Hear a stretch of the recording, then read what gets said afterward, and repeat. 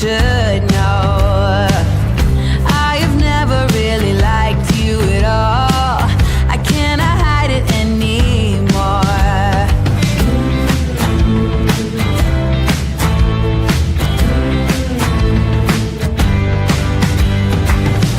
I've been thinking about the future, trying to forget about the past. So many ways that I could change for the better.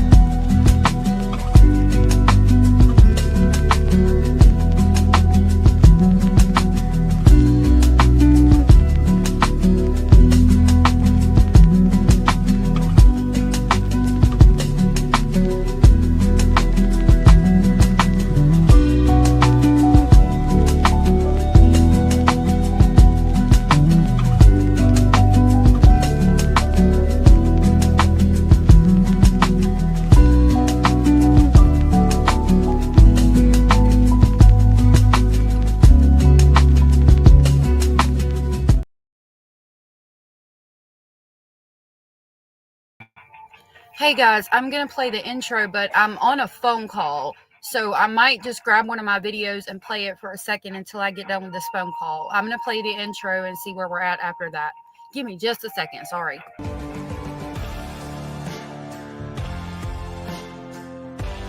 This is a true crime discussions channel.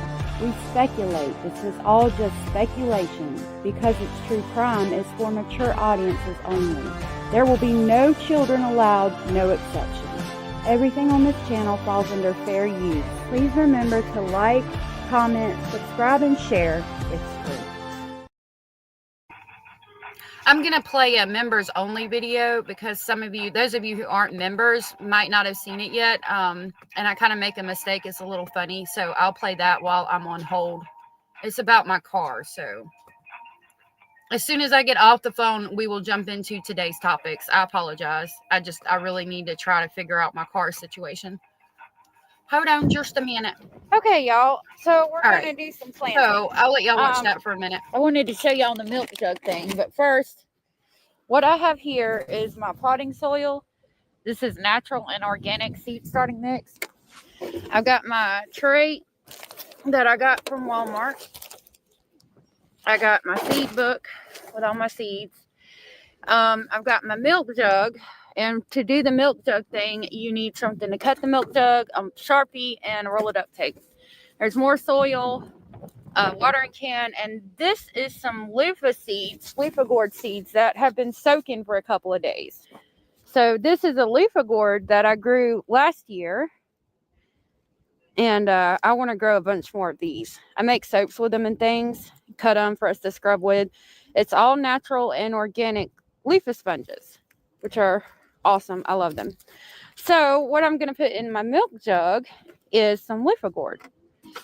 All right, so to do this, you're going to start by washing your milk jug, which I've already done. Then we're going to cut the milk jug. I'm probably going to have to go off camera to do it. Maybe not. So you can see where I started, kind of right below the handle there. I'm going to go so I can cut this, and I'll be right back.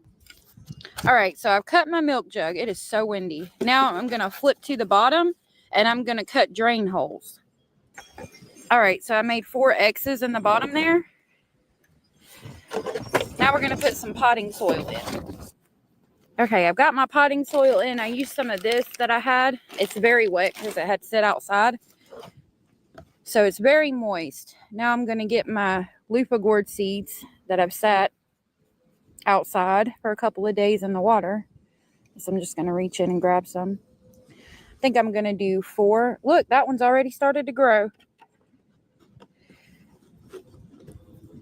So I'm going to put that one in. I guess I'm going to put it like that.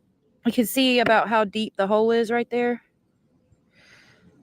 A lot of them have already started to grow.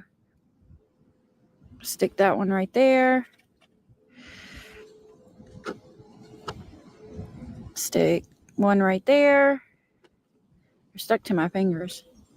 And stick one right here. I usually do about 4 in a container. So we'll save that one for the other thing. Look, here's another one that started to grow. Put them in there. All right. So I've stuck my seeds in. Now I'll just give them a little bit of water. I've got my watering can, but the kids lost the thing off the top, so it kind of just dumps. This should be good. It's very moist. Now we're going to set this back, and I'm going to take duct tape and wrap around this. So I'm going to do that, and we'll be right back. Okay, I've wrapped duct tape around it. The purpose of this is to basically create a greenhouse effect so that even if it snows, even if it ices, even if there's below freezing temperatures, my plants will stay warm and they will grow. You do not want to put the lid on. So you want to put it out here like this, just like that, with your soil and your seeds in there, and then we're going to label it. With the Sharpie, I'm going to write loofah on it, because if you have more than one, obviously you're going to want to know which plants are which when you transport them in the spring.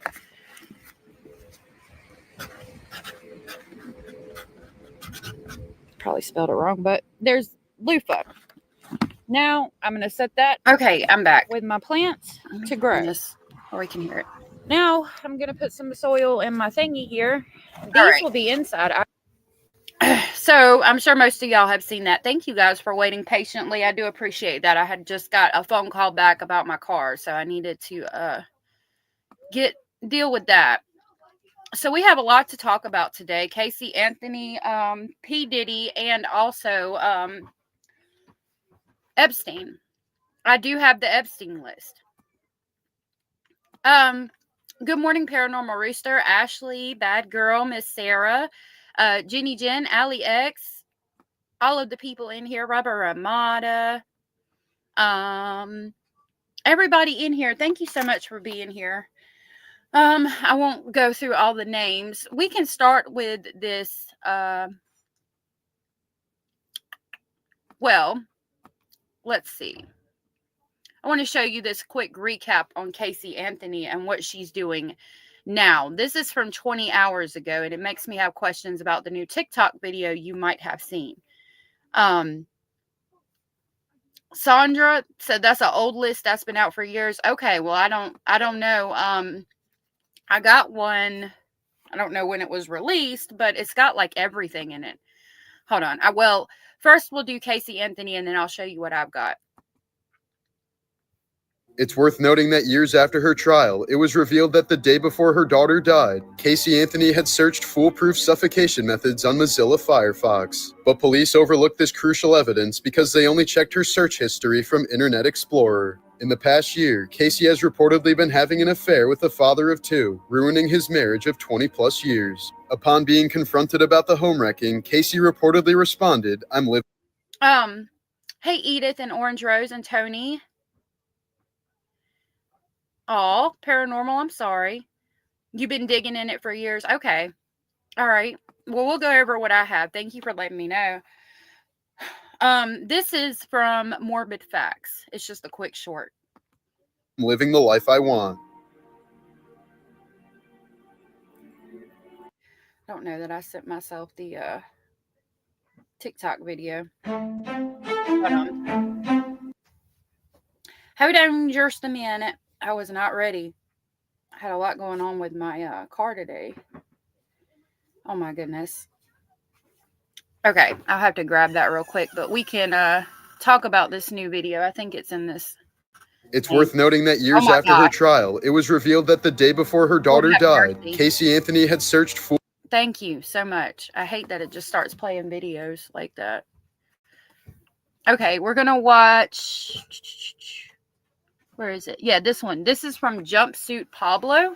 I will try to grab his link. So Casey please make sure you check him out. I will try to grab his links real quick while I also try to grab this video. It's going to kind of update us on the Casey Anthony situation. Hey, Katia. Good to see you. Anthony, one of the most hated people in America, has just joined TikTok less than 48 hours ago. And, you know, as someone who you would think there's not a single person on this earth who would support her, what do you know? In less than 2 days, she's gotten over 40,000 followers already. If you don't know who that is, I can tell you like this. She's pretty much gotten the title of, quote, America's most hated mom. Back in 2008, she was accused of killing her 2-year-old daughter. It's firmly believed. I mean, there's tons of docuseries and shows and all types of content about her, but she was accused of killing her 2-year-old daughter, Kaylee. I know, and you know, that everything you told me is a lie, correct? Not everything that I told you. What happened to Kaylee? I don't know. You do know. What happened to Kaylee? I don't know where she is. The last person that I saw her with is Zenaida. So I don't know if you remember this, but they were talking about Zanny the nanny, and she said she worked at Universal Studios, and she like literally went there, walked down the halls, pretended to know people, and was like waving at them, hey, and this is the office of so-and-so, and this is the office of so-and-so. And the cops found out that she was lying, and she was like, yeah, it was just a lie. I apologize. Like, the whole story is absolutely insane. Well, she's back. You saw the video that said that she had been having an affair with a married man, father of two. That's going to be important in just a second. It's not the truth because it went to the apartment complex. There's no person that ever lived there by that name. The apartment's been vacant since March. Listen to me. We're even pulling surveillance video from an apartment complex, and we're not seeing you over there. We're not seeing you there at all that day. You think that we're stupid and we're not going to do all this stuff? Casey says that it was her father, it wasn't her. Now, Casey Anthony has never been found guilty. She was found innocent. That's who we referenced when we were talking about, what's her name? Oh my goodness. Boswell. When we were talking about Boswell, we were scared she was going to be the next Casey Anthony. This is Casey Anthony. I just grabbed Jumpsuit Pablo's link and pinned it to the top of the comment section. Hey, always late. It's good to see you. Disney as an event planner is what she said. Thank you, sweetheart. I appreciate that, Sandra. This part is probably true. I don't know where she is. She probably doesn't remember where she put poor Kaylee, at least in my opinion, said Cara. I agree.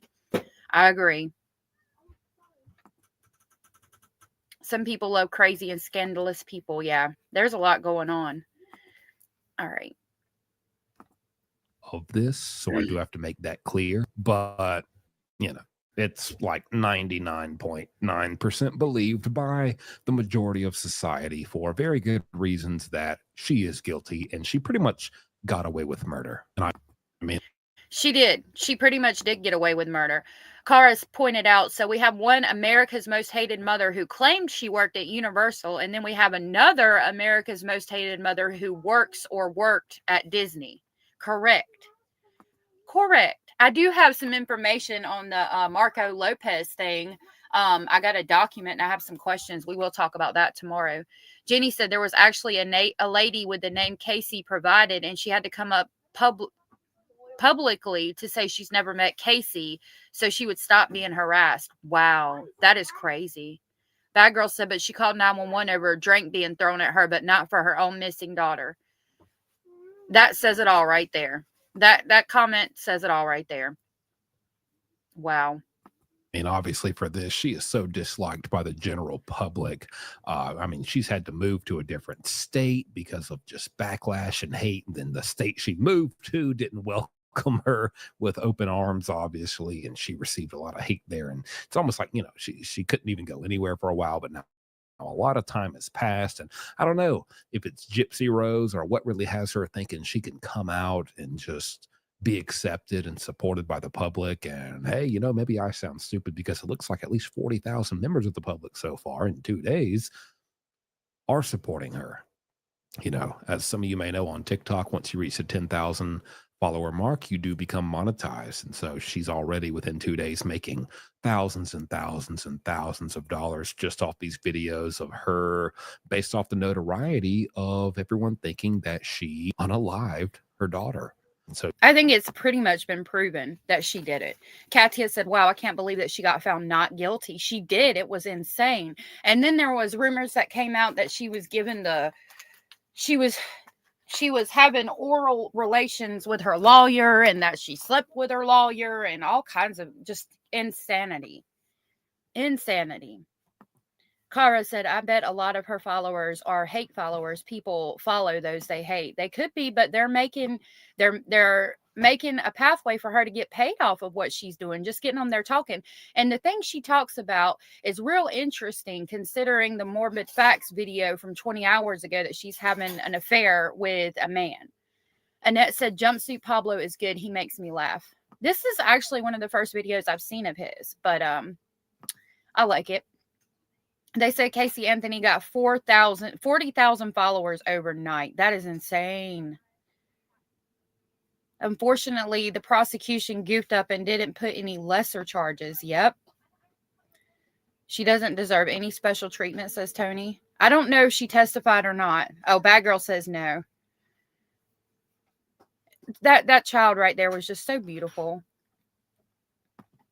So she's kind of making videos and it's probably going to milk that for all it's worth. That's what everyone thinks. And so there's a lot of outrage on TikTok right now. It's probably going to spread over to YouTube pretty soon. This is Casey Anthony. Do y'all remember who she is? Well, she just started a TikTok and she wants to be social media famous. First thing you need to know is who her daughter was. Kaylee Anthony was brutally murdered and left in a trash bag. She was missing for over 30 days before Casey ever called the police to report. I like him too. Autumn said, so that's why people have been talking about Casey Anthony, and it was horrible when the verdict came in, and there was plenty of evidence, just inexperience at the time with metadata too. Yeah. Yep. I'm going to play the video she put on TikTok. It's interesting. Report her being missing. And during that 30 days that Kaylee was initially missing, Casey was out all over Orlando partying and having a good time. Despite all that and the physical evidence and the fact that Casey's story changed repeatedly, she was found not guilty. So there's not a lot you can say about that. A jury decided. Remember this case at the time, and she's basically like the O.J. Simpson of killing little kids. How you want to come out here and you think that people are going to follow you? You must have absolutely bumped your head. She says that she's an advocate for people who are going through legal struggles and the LGBTQ community. I think it's also. So I'm going to pause that right there and see if I can pull up this video. The thing about being an advocate for the LGBTQIA plus community is astonishing to me, considering that she is having an affair with a man who is married with 2 children. So let's, I'm going to grab the video real quick that everyone is talking about. The video that I guess gained her 40,000 followers overnight. So we can have a look at that. And then we'll jump right back into that video where we left off. JD Delay. Is that his name? I like him too. I watch him on quite a lot of videos, but I never called his name. Let me pause it and get it pulled up. Okay. Start it at the beginning. Oh my gosh. I'll have to start it when I get it pulled up for you guys. Hold on.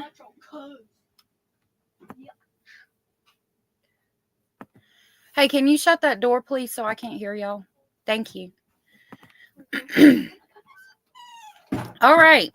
So, hey, excuse me. Hey, Rubber Ramada. It's good to see you. This is the video that Casey Anthony made that gained her 40,000 subscribers overnight, and everybody's going crazy about. We're sweat to death. Okay. Today is Saturday, March 1st, 2025. This is my first of probably many recordings on a series that I'm starting. I am a legal advocate. I am a researcher. I've been in the legal field since 2011. Now, you guys would have to tell me, let's see. I'm going to jump to this real quick and see when the trial was.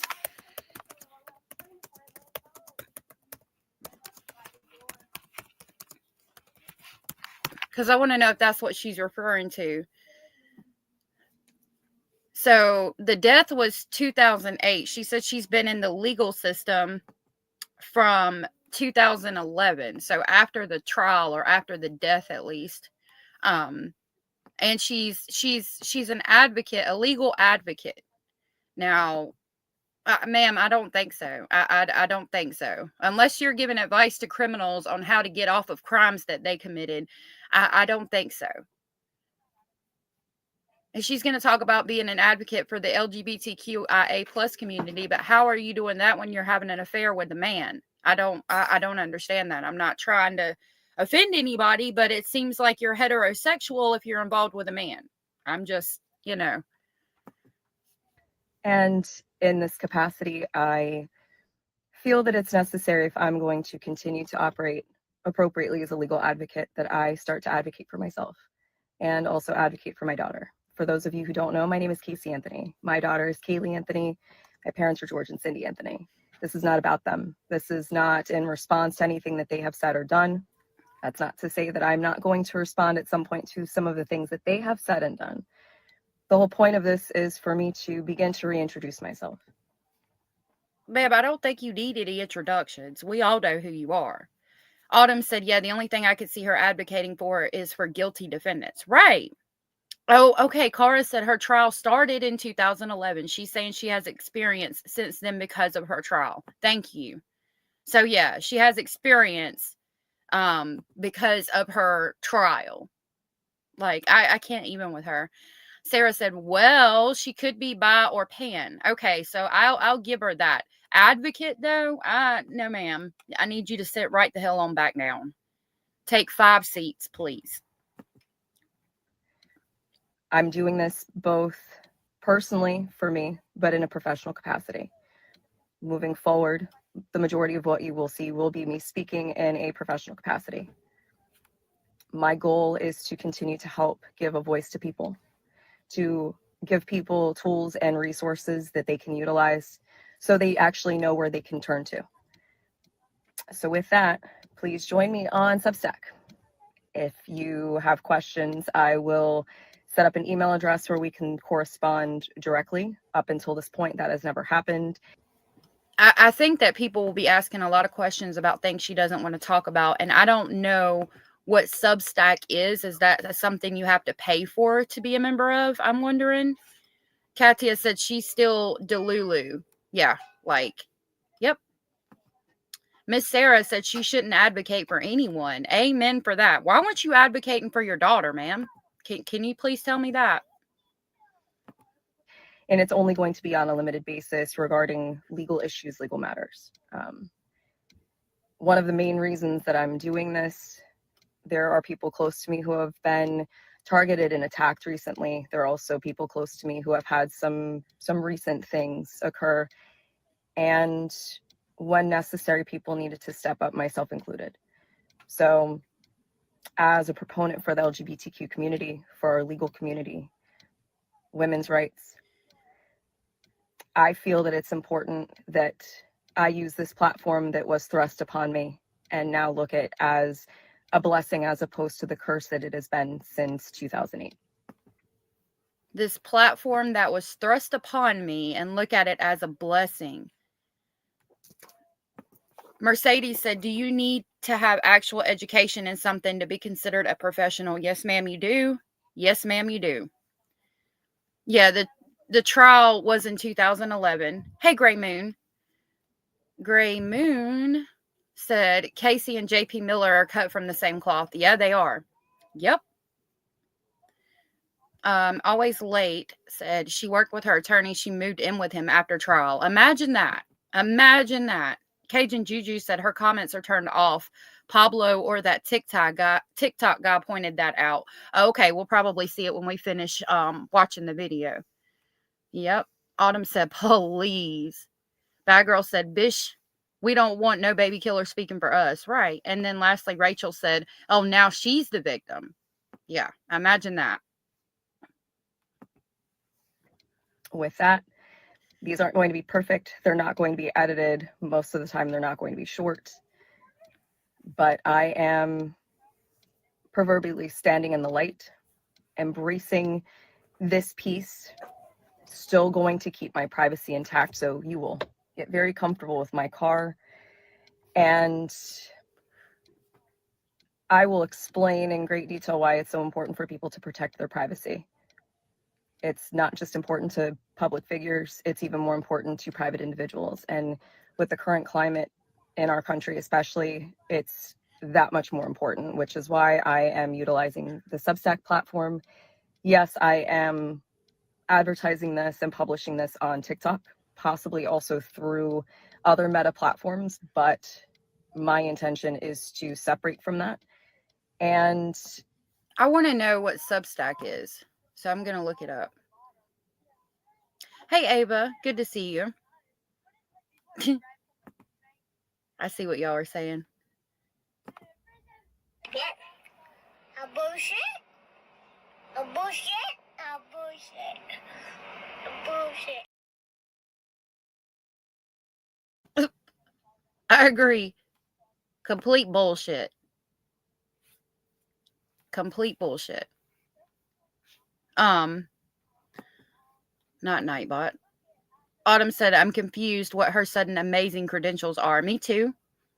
Janet says, I hope that she's living in her car. Wow. This woman is a lying liar and a hypocrite. Yep. I'm going to find out what Substack is after this because I want to know what that is. Showcase even more why Substack is such an important resource for people to utilize moving forward. Anyway, I appreciate your time, and we'll see how this goes. I'm going to pause it so that it doesn't do the TikTok sound. But if you look, the comments are 0. So I do think that she turned them off.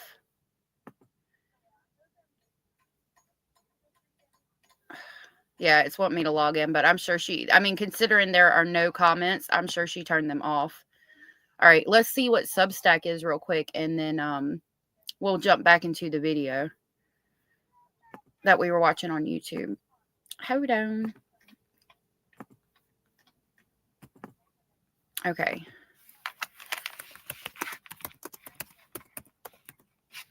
What is Substack? Substack is a subscription-based platform that allows writers to publish newsletters directly to their audience. It offers podcasting, chat, and video. So I would assume that it would be her charging money in order for people to talk to her or to comment to her or any of the things. Yeah, of course. Of course. Of course, it's subscription-based, and you probably have to pay money. Imagine that. So she's looking for a new way to make money, in my opinion.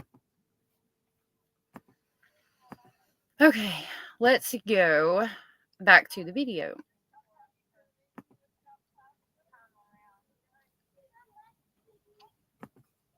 Hold on just a minute.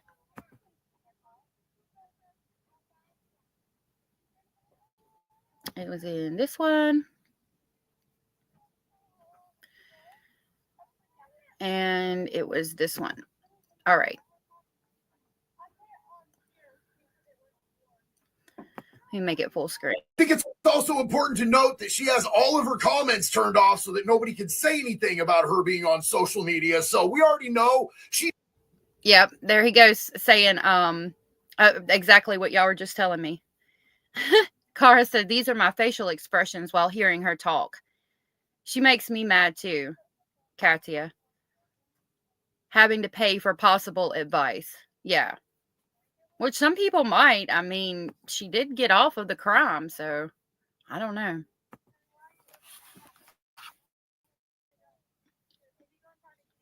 She knows that she's not welcome here.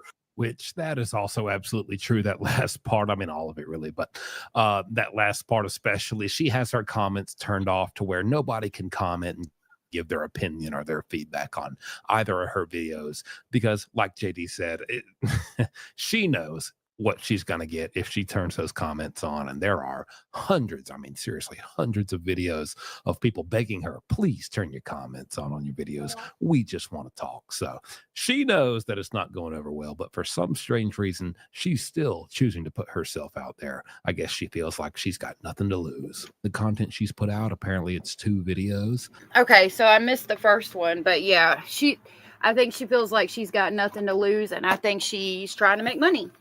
That's just my opinion. It's funny that people are asking her to turn the comments on so they can bring her, cuss her out probably. Yeah, I definitely think that she was intentionally turning them off. Rachel says she's infuriating. My husband showed me her video yesterday. He was even pissed. Wow. Her comments would be hellacious, Autumn.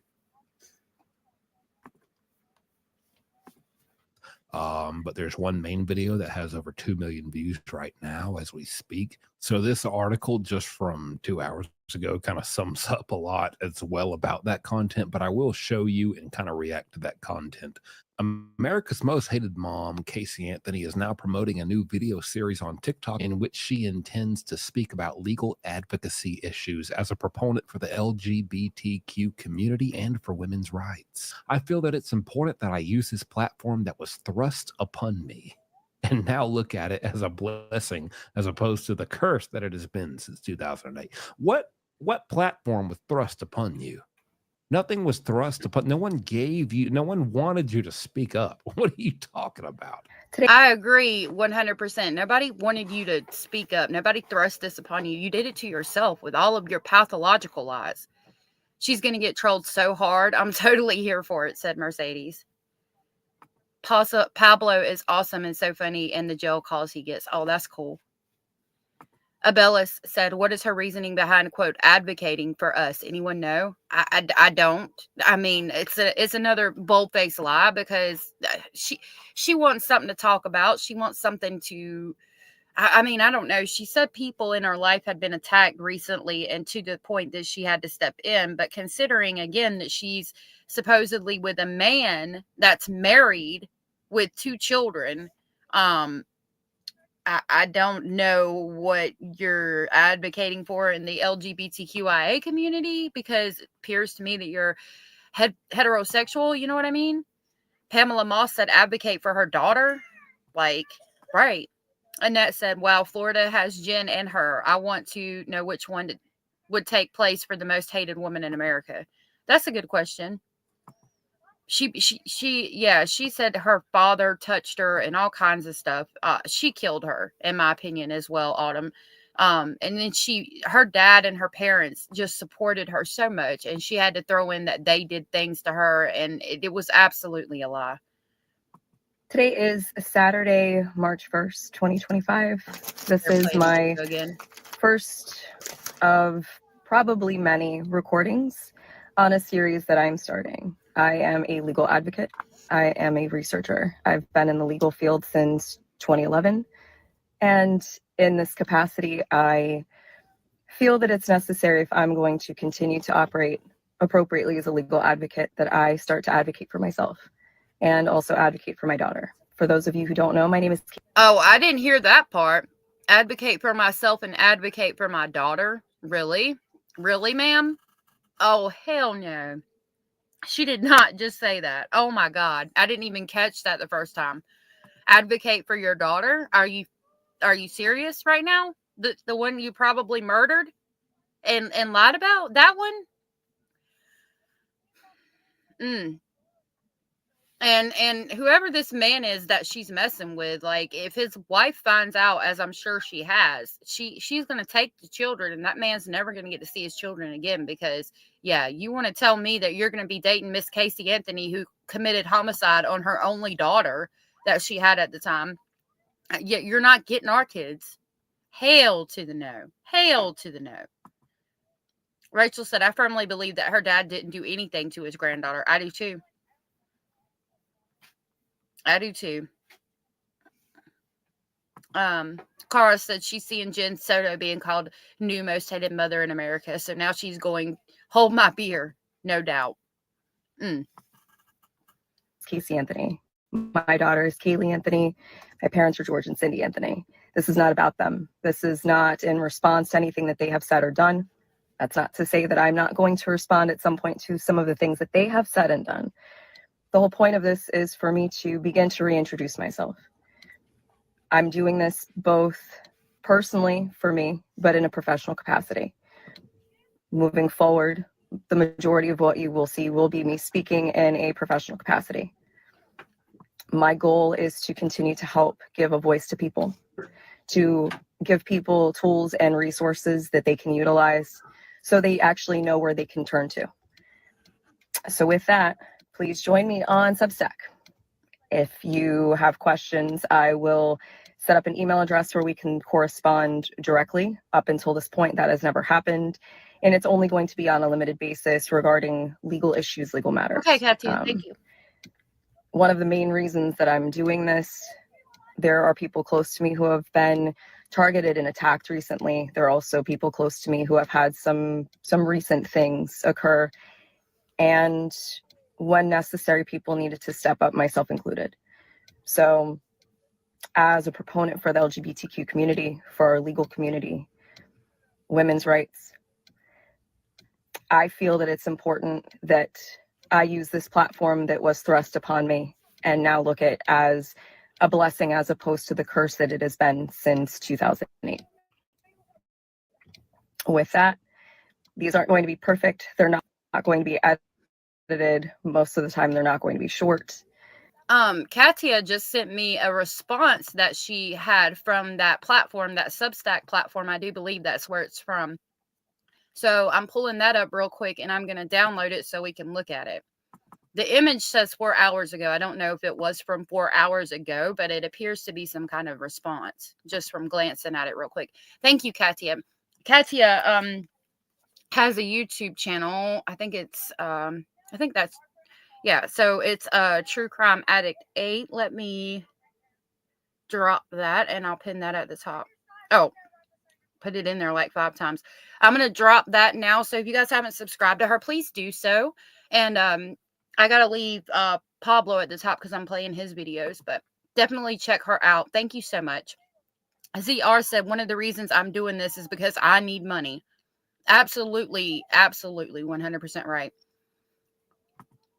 Mommy Ball said she didn't advocate for that old boy's wife, mother of his children. Nope. Nope. Thank you, Katia. I appreciate it. Abellas said, I will flood her with comments, emails, whatever. If I find her, no, just no. Right. Tell her, Abellas. But I am proverbially standing in the light, embracing this piece, still going to keep my privacy intact. So you will get very comfortable with my car, and I will explain in great detail why it's so important for people to protect their privacy. It's not just important to public figures, it's even more important to private individuals. And with the current climate in our country, especially, it's that much more important, which is why I am utilizing the Substack platform.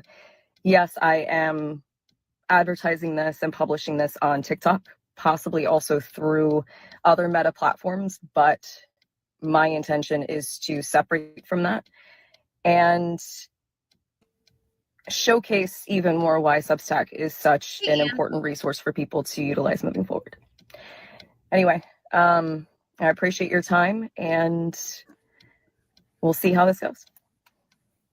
Yeah. So speaking of seeing how this goes, obviously this didn't go too well. I mean, you can just check the comments on some of these hundreds and thousands of videos about this just in the last 2 days. Yep. People are not happy. People don't understand why anybody would want to follow her. Like these comments. These comments here say F Casey Anthony, period. And then somebody else wrote, people like Casey are who cancel culture should be reserved for. I will report her account every day. She's not welcome here. The audacity to try and monetize off of what she did to innocent baby Kaylee. I think that's where everybody's at. Here at the top one says F Casey Anthony, period. That seems to be the most popular and most liked one. Then you have the one under it. It says people like Casey are who cancel culture should be reserved for. I will report her account every day. She's not welcome here. The audacity to try and monetize off of what she did to that innocent baby Kaylee. Finally, Mercedes said the fact that she's still alive just means that even Lucifer wanted nothing to do with her. Amen. Amen. Annie said, strange she hasn't changed her name. Because she likes the publicity, I think. She's endangering herself, stupid, said AliX. This person, well, he's going to read it. So I'll let him do it. Finally, what is she advocating? Getting away with murder. So as you can see, the general public with their heads screwed on straight. X says, people keep saying don't platform her. I'm not platforming her. I'm informing a generation of TikTok users who have no idea who she is. We are not accepting a rebrand. Do not support her whatsoever. And there are a few comments out here that have raised a lot of red flags saying, oh, well, I followed her not to support her, but just to make sure I stay. She's hot as F too. And this person, Jumpsuit Pablo, said, bro, you're a father to multiple kids, daughters even. Jogman too. And that's what I hope that people are saying to that man she's having an affair with. Up to date with the tea and drama. Here's the thing about that. Because you followed her, you are contributing to her reaching and surpassing the 10,000 follower mark on TikTok, which means she automatically becomes monetized. That's how TikTok works, if you don't know. And so now, because she has millions of views on her videos and will probably continue getting all these views on her videos after this, she's going to make tens of thousands of dollars every single month just because of you following her, if you are someone who follows her. But on the flip side of that, there are a few people who are like, you know what, maybe it's a good thing in the long run that she's come to social media wanting to tell her side and talk about this case and this her story more, because maybe eventually she'll slip up and say something she shouldn't have said. I don't think she would after all this time. Honestly. Ava said, Casey, it's important to moms who murder their child. Right. Autumn said, the one thing I could see is gross dudes following her on the OnlyFans would be the only thing that I'd not entirely balk at her doing, right? Yeah. I agree, Alex. In my opinion, murderers cannot be hot. Gross. And that will lead to her finally facing some kind of justice for what they believe she did. But I think it's best summed up, and that theory is answered by popular creator Jessica Kent. Please let her slip up so there's proof she killed Kaylee. This comment is about Casey Anthony, obviously. And the fact of the matter is, she could come out right now and say, hey, I did it, and there's nothing that we could do about it.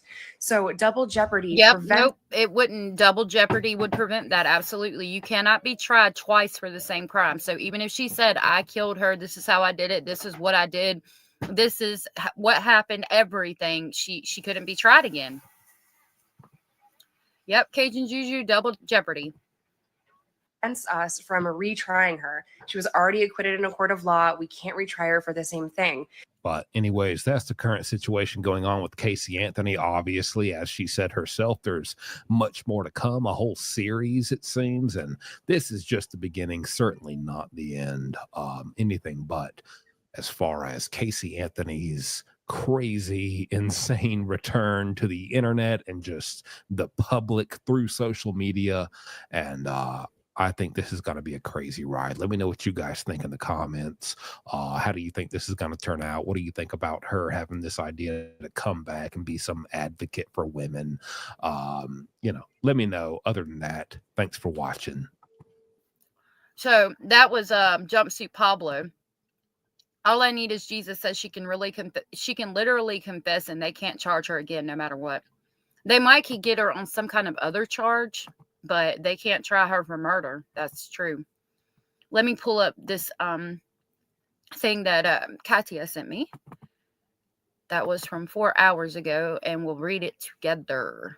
I believe it was from 4 hours ago. Oh, hold on. I pushed the wrong button.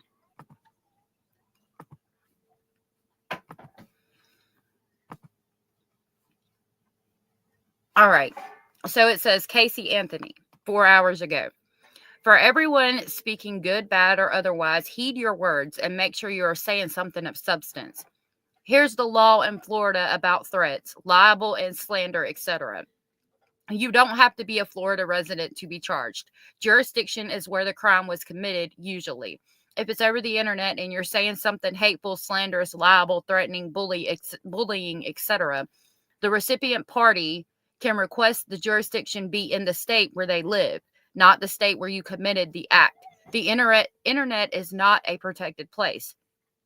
My next thread, I will be posting the statutes for every one of our 50 states and our territories. Even for those of you saying these things about me, I'm still going to continue to do what I said I was going to do, which is advise you of your rights and the law.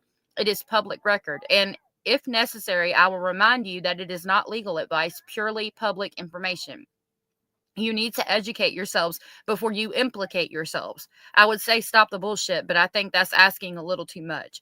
We all have the same freedom of speech, but the First Amendment does not protect you against these things most of the time. So unsolicited advice, proceed with caution. Are you freaking kidding me? I don't know what you thought this was going to be, ma'am. or what was going to happen when you did that. I don't know how you saw that going any other way other than the way that it went. Katia said, please do not take legal advice from Casey Anthony. And I'm going to second that. Please, for the love of all that is holy, do not seek legal advice from Casey Anthony. Like, I would advise you to talk to her attorney before I'd advise you to talk to her. Zero self-awareness. Yes, ma'am. Exactly. Okay. It is sickening, isn't it, Abellis? It sucks. Autumn said malignant narcissist through and through. Yep. All I need is Jesus said, no one cares. No one cares, Casey. Your conscience is bothering you. Content said, nobody's even talking about how she called her dad a sexual abuser to get out of trouble. Yeah, we were mentioning that earlier. It's so sad that she did that to him. Katia said she is delusional. I cannot with her. And then lastly, before we jump to the next subject, Bad Girl said, I talked to my dog's poo that turned white before asking her anything. I second that. Sandra, real quick, said she needs to look at the Florida statutes about practicing law without a degree. I heard that. Oh, I got a clip for that.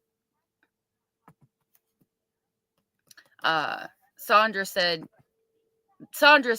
you heard what I said, ma'am. You heard what I said. You better go look at them statutes before practicing law without a degree. You need to full break and stop it. Okay. So I've got two for Epstein real quick, and I'll pull up that document in just a second.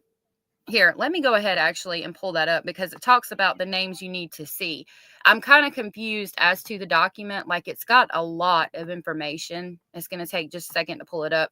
And I'll scroll through it with you guys as much as I can, as much as my poor little computer will let me. And then we'll watch the YouTube videos on it real quick. Oh, nope, I do not want it to go full screen. I'm trying to share my screen.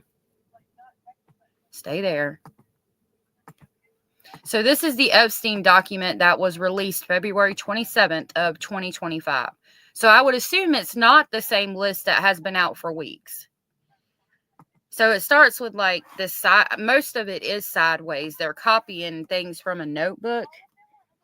And I can't read what it says. You'll have to turn your head kind of sideways to look, because I don't know how to change it. So it looks like this is telling us information. One red rope containing envelope, a VHS tape, 2 cassette tapes, 4 micro cassette tapes. I guess it's just a general list of items. So it has several pages of the logbooks. Oh, Cara, thank you so much for gifting 10 memberships. You're so sweet and supportive. That was so very sweet of you. Thank you.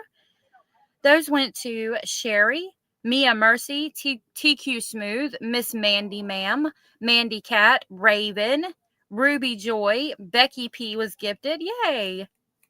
Thank you so much. That was so very sweet of you, Cara. I really appreciate that. Hey, Capital K Productions. That was so sweet. Thank you so much, Cara. I'm going to get on the crazy train and come pick y'all up for Speculation Station. I'm going off the rails on a crazy train. Thank you so much, Cara. That was so very sweet of you. Capital K Productions came in and said they were like number 22, I believe. Yes, they were like number 22. I would like to ask y'all to please hit the thumbs up. All right, I'm going to make this small. So I've got this document on my Patreon, by the way, if you want it. There's like hundreds of pages of the actual logbook. It takes a second for it to load, but there's just hundreds upon hundreds of pages of the actual logbooks. I'm going to go to page, I think it's 123, where they start listing names.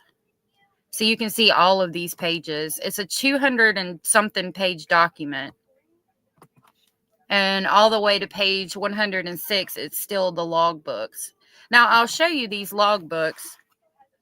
Like it says, aircraft identification, okay? And then it says departure and arrival, test, TEB, PBI, all of that. I don't know what that means.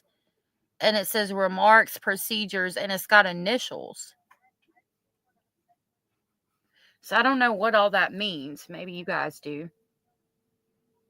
I hope Mr. Rogers is not on that list, Mercedes. Okay. So when we scroll down, some of this stuff's redacted. So if I can tell what's redacted, it might give me information. So I guess the initials are what's important, because it looks like here they redacted some of the initials or some of the names, which is interesting. A lot of the names have addresses with them and have been redacted. So at page 123, there's like 100 pages of names. So it's like, and it starts in alphabetical order. Charlie Anthrop, Alexander Pam, Johanna something. Barbara Walters was on here when I was looking through it earlier. Mr. Phillips, Lulu Anders, Carla Jones. Let's see. Nick and Ari Ashley. Danny Baker. Danny Baker? Didn't he just get in trouble for messing with that girl with the Scientology thing? Isn't that him? That's interesting. Let me see what y'all are saying. That was so sweet of you, Cara. She said, I saw too many people chatting and wanted to give them a gift. That was so sweet. Sandra said Bondi went on Fox and said the files were held from her, and the Southern District of New York FBI had them, and she received thousands of documents from the FBI head of the Southern New York FBI resigned. Oh my God.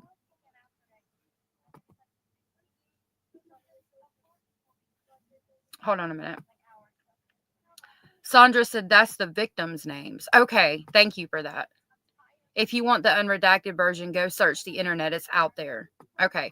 Well, it says that this was released February 27th. And so I stuck with this because it's like the actual legal document. Like when I see it released on the internet, it gives me pause because I try to make sure it's like legit. So if it wasn't an actual legal document, it would have made me nervous. I haven't really searched a lot. This one has Alec Baldwin there.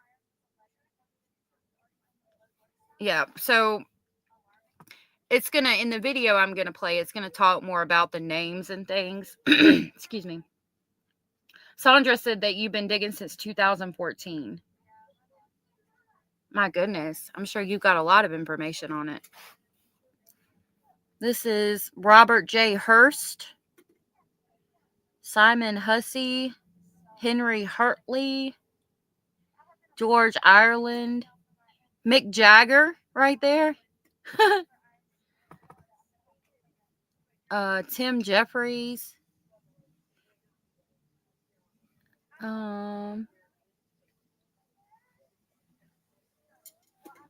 Nancy Drew. Andrew. Oh, Andrew. Sorry. Okay. And then I was going to show you. So if you know anything about Epstein, he had this island where he would take girls. I'm just giving you kind of the nutshell version. And these girls were underage, and he would start off by telling them, you know, oh, well, you give me a massage, I'll show you how to massage, and they'll give you like $100 for a massage. Then obviously the massages would go to other things. Hold on. Capital K Productions said, I'm wondering how they got those names redacted or blacked out and hidden. Do you know? I don't know.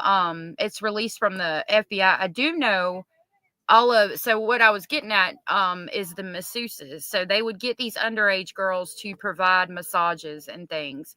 And at the very end of this list, and on the list it said for a massage. Like that was the reason that they gave for people coming, is that they were getting massages, right? It's in this document somewhere. It says basically the reason they came was to get a massage. And then It says visitors massage on this one.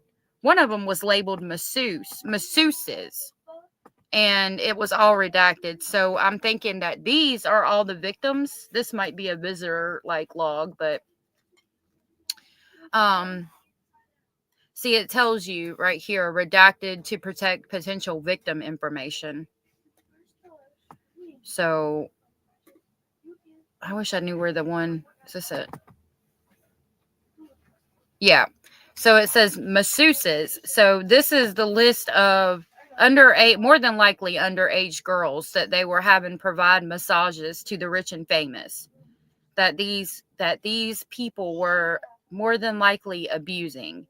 And I just wanted to show you how the list goes on and on. It's at 118 people right now. 118 girls that were abused, possibly boys, because they're not real masseuses. They're all underage girls. I can show you the documentary where the girl talks about that. I've seen it. I'll have to look for it real quick and pull it up. 254 girls were listed. Girls and possibly boys were listed on the masseuse list. That's how many victims there were. Just on the plane part that I know of. Aliex said professional groomer Ghislaine Maxwell is what really pisses me off. She broke girl code, and in my opinion, you don't get lower than that. I agree. Capital K said there were boys too. There's a mom in New York who claims they had her son for years. You can find the story if you look it up. Scary crap. Wow. It's super gross and disgusting. Sandra said, oh, people research elation was Mossad and controlled by someone much bigger than Epstein. I believe that. Like, there's so many rabbit holes you can go down. He was the Diddy before Diddy. Well, not before Diddy. They were kind of working simultaneously, but he got in trouble before Diddy. I do not believe Epstein is dead at all. I do not believe it at all. If you look into, the saying, oh, Epstein didn't hang himself, I think that they had a body double because he had so much on so many people. And I think they unalived a body double, not him. The cameras were not working in the area that night, if I remember correctly. The bodyguard was like passed out, like possibly given some kind of sedative or something somehow. It's insane what happened that night. And I don't believe for a second that he's actually dead. I think he's somewhere overseas living his best life, unfortunately. Autumn said the main whistleblower, Virginia, I think was hired as a massage therapist and was groomed and flown all over the world. She's who exposed Prince Andrew. Yes, that's who I was referencing about, is that girl who exposed Prince Andrew. She was the one who came out and told how it worked. And you said Virginia. I'm gonna pull that up after we watch. The first batch of Epstein files have been released by the Department of Justice, and we have just quickly reviewed them. We're going to let you know what the first batch of Epstein files have been released. I'm trying to pause it. Okay. So this is the first batch of Epstein files that released by the Department of Justice, and we have just quickly reviewed them. We're going to let you know what is revealed, what isn't, where this can go from here. Welcome to pause. So, yeah, this was the first batch released by the Department of Justice. 254. Thank you. Excuse me. I don't think Epstein is dead. You think he is dead? You think he knew too much? I think he knew too much and he's not dead. You think he was unalived so he couldn't snitch? Abella said Andrew has paid, but not enough. Yep. Thank you for the trigger warning. Autumn said the girl talked about having intercourse with Prince Andrew's double in front of him. Speaking of doubles. Oh, that's interesting. I didn't even know that. Kara said, I don't know if it's because we know he's pure evil, but his eyes are soulless. They are. He's got pretty eyes. He's got pretty blue eyes, it looks like. But they're soulless. Her eyes are brown. You know why they're brown? Because she's full of shit. The Sidebar, presented by Law and Crime. I'm Jesse Weber. What a day. Yeah, Sandra said, has anyone looked into the sweet deal Epstein got years ago from the FBI at SICK? I did. I've heard about that he, Oh my God. Like they had him on abusing children and pedophilia and stuff like that in the Southern District of New York. And he got off scot-free. Like there was hardly any repercussion whatsoever. It was disgusting. It was absolutely disgusting. So this is obviously Sidebar with Jesse Weber. It is from Law and Crime Network, and it is called Epstein Document Dump, the names you need to see. So that's why I'm going to play this video so we kind of get an idea of the most important names that were on that list. Yeah, that girl said Andrew's double. Yeah, that's what I'm assuming. You know, I mean, they're into that kind of stuff. P. Diddy would make male escorts sleep with with the girl that loved him very much, who he ruined her music career. She's doing good now, by the way, thank God. But he would, that they like to watch it. I don't know. I don't know. It's weird. Natasha said, "Hey, love's been listening. Super busy. Hope everyone's doing well." I hope you're doing well, Natasha, and thank you for listening. Yeah, Andrew's body double. You be careful driving, Autumn. Annie said, Jesse Weber's hair gets higher and higher. That's funny. All right. I don't know, Mercedes. My chat is jumping, and sometimes YouTube is weird. It will kick comments because of certain words. I don't know. It's weird sometimes. What a day. As you can tell, this is kind of an emergency sidebar. I'm not on set. We didn't know when this was going to happen. We were waiting all day for the release of these Jeffrey Epstein files, and they are out here. Now, to be clear, this is potentially only a fraction of what could come out. And we're going to go over this for you so you don't have to do it yourself. And a little fair warning here, little fair warning. It doesn't appear from our initial review that there's anything, bombshell or revolutionary, or here's the Epstein list of everybody who was involved in this potential wrongdoing. Sandra said Trump helped get him, and it was West Palm Beach, not New York, and Bondi Beach was involved. Okay, thank you for the correction. I apologize for having it wrong. I do apologize for that. He is trying to get closer to God. These people are sick, Pamela. I agree. I want to be clear about that. But there's a reason for that, because it was expected, after litigation and FOIA requests and the trial of Ghislaine Maxwell, Jeffrey Epstein's accomplice, who was convicted of federal sex crimes charges and was sentenced to 20 years in prison, a lot of this material has already come out. Flight logs, manifests, address book. However, it is fascinating to see what was released here. And of course, Jeffrey Epstein was the disgraced financier, convicted sex offender who ended up dying in prison while awaiting trial on federal sex trafficking charges. But the first thing we got to... But he's not dead. I'll take it to my grave. That man's not deceased yet. Talk about is the statement that was released by the Department of Justice when they released all these files.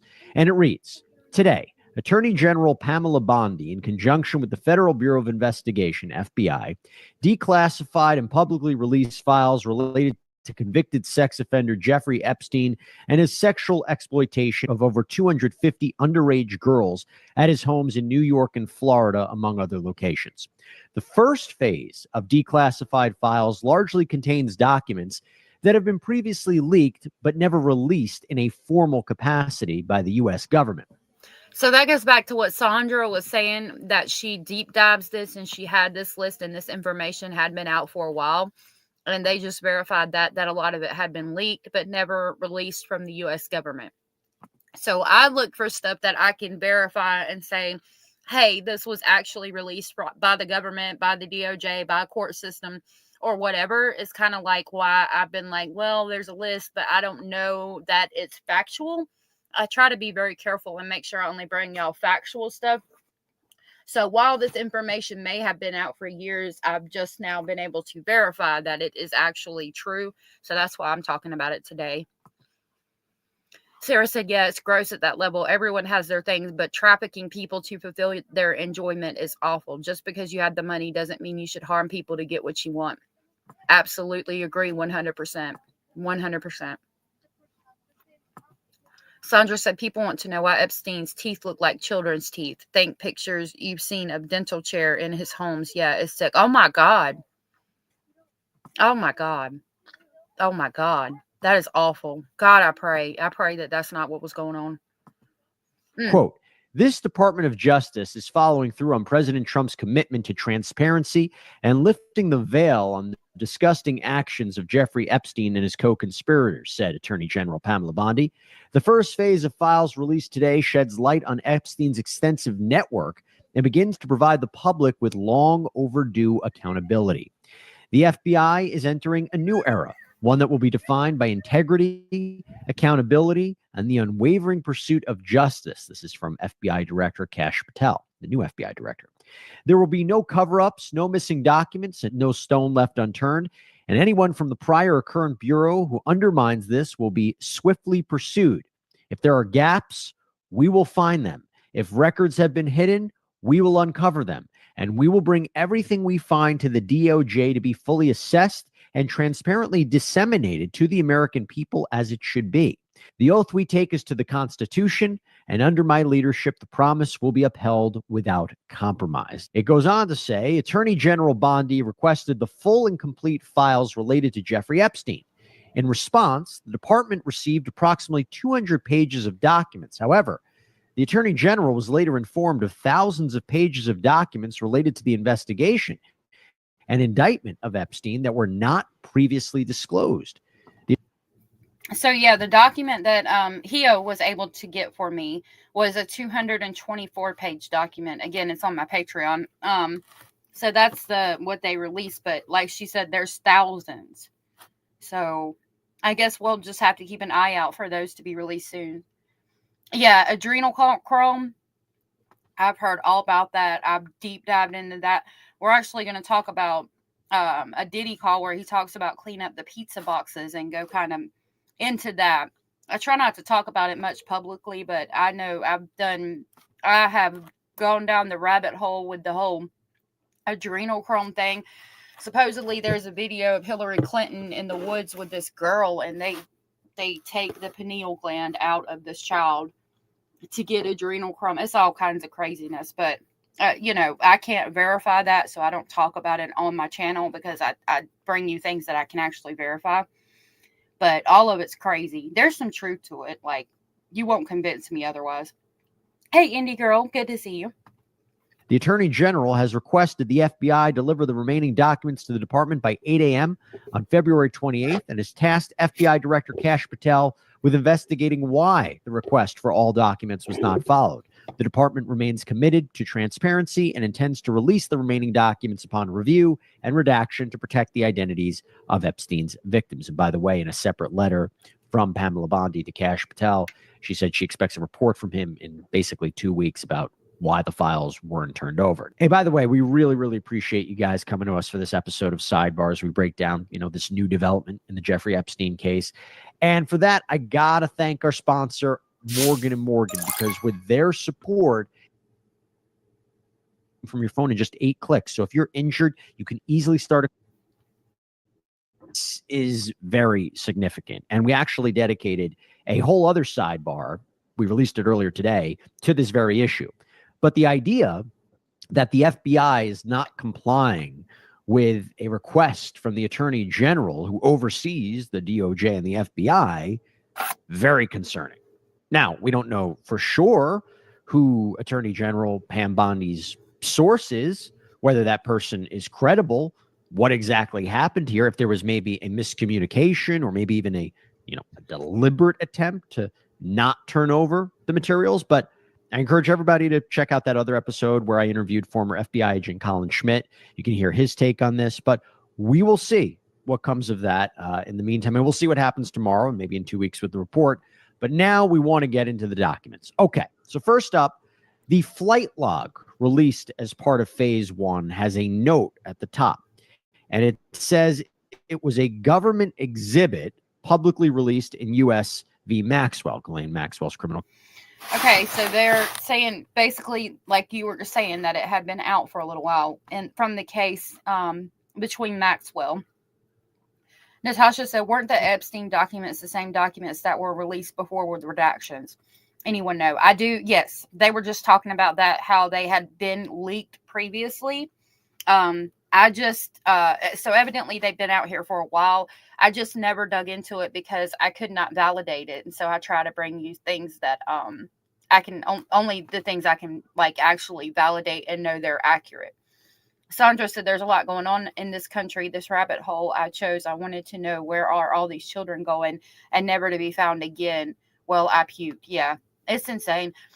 My missing kids video, which I said I was going to have a new one, but I had to get some more videos out. My phone's not wanting to let me do videos anymore because I use my phone because my computer sucks. But anyway, I was going to do another video. When I do the missing kids videos, the amount of kids that are missing from Virginia is astonishing. And if you think about Virginia, like what's the biggest thing there? Quantico with the FBI, right?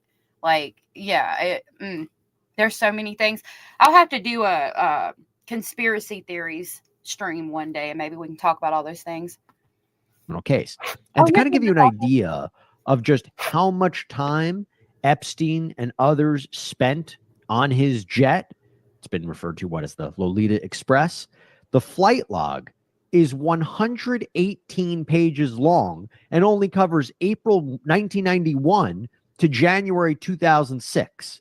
Now, a lot of this information, as I mentioned, we've heard before, but I want to give you a few of the highlights here. So parts of this flight log are very, very difficult to read. So whether through the handwriting or the age of the photocopies, but at times, whoever's filling out the sheet also uses initials or just writes down one male or two female. So it's kind of difficult to know at times who was on the plane.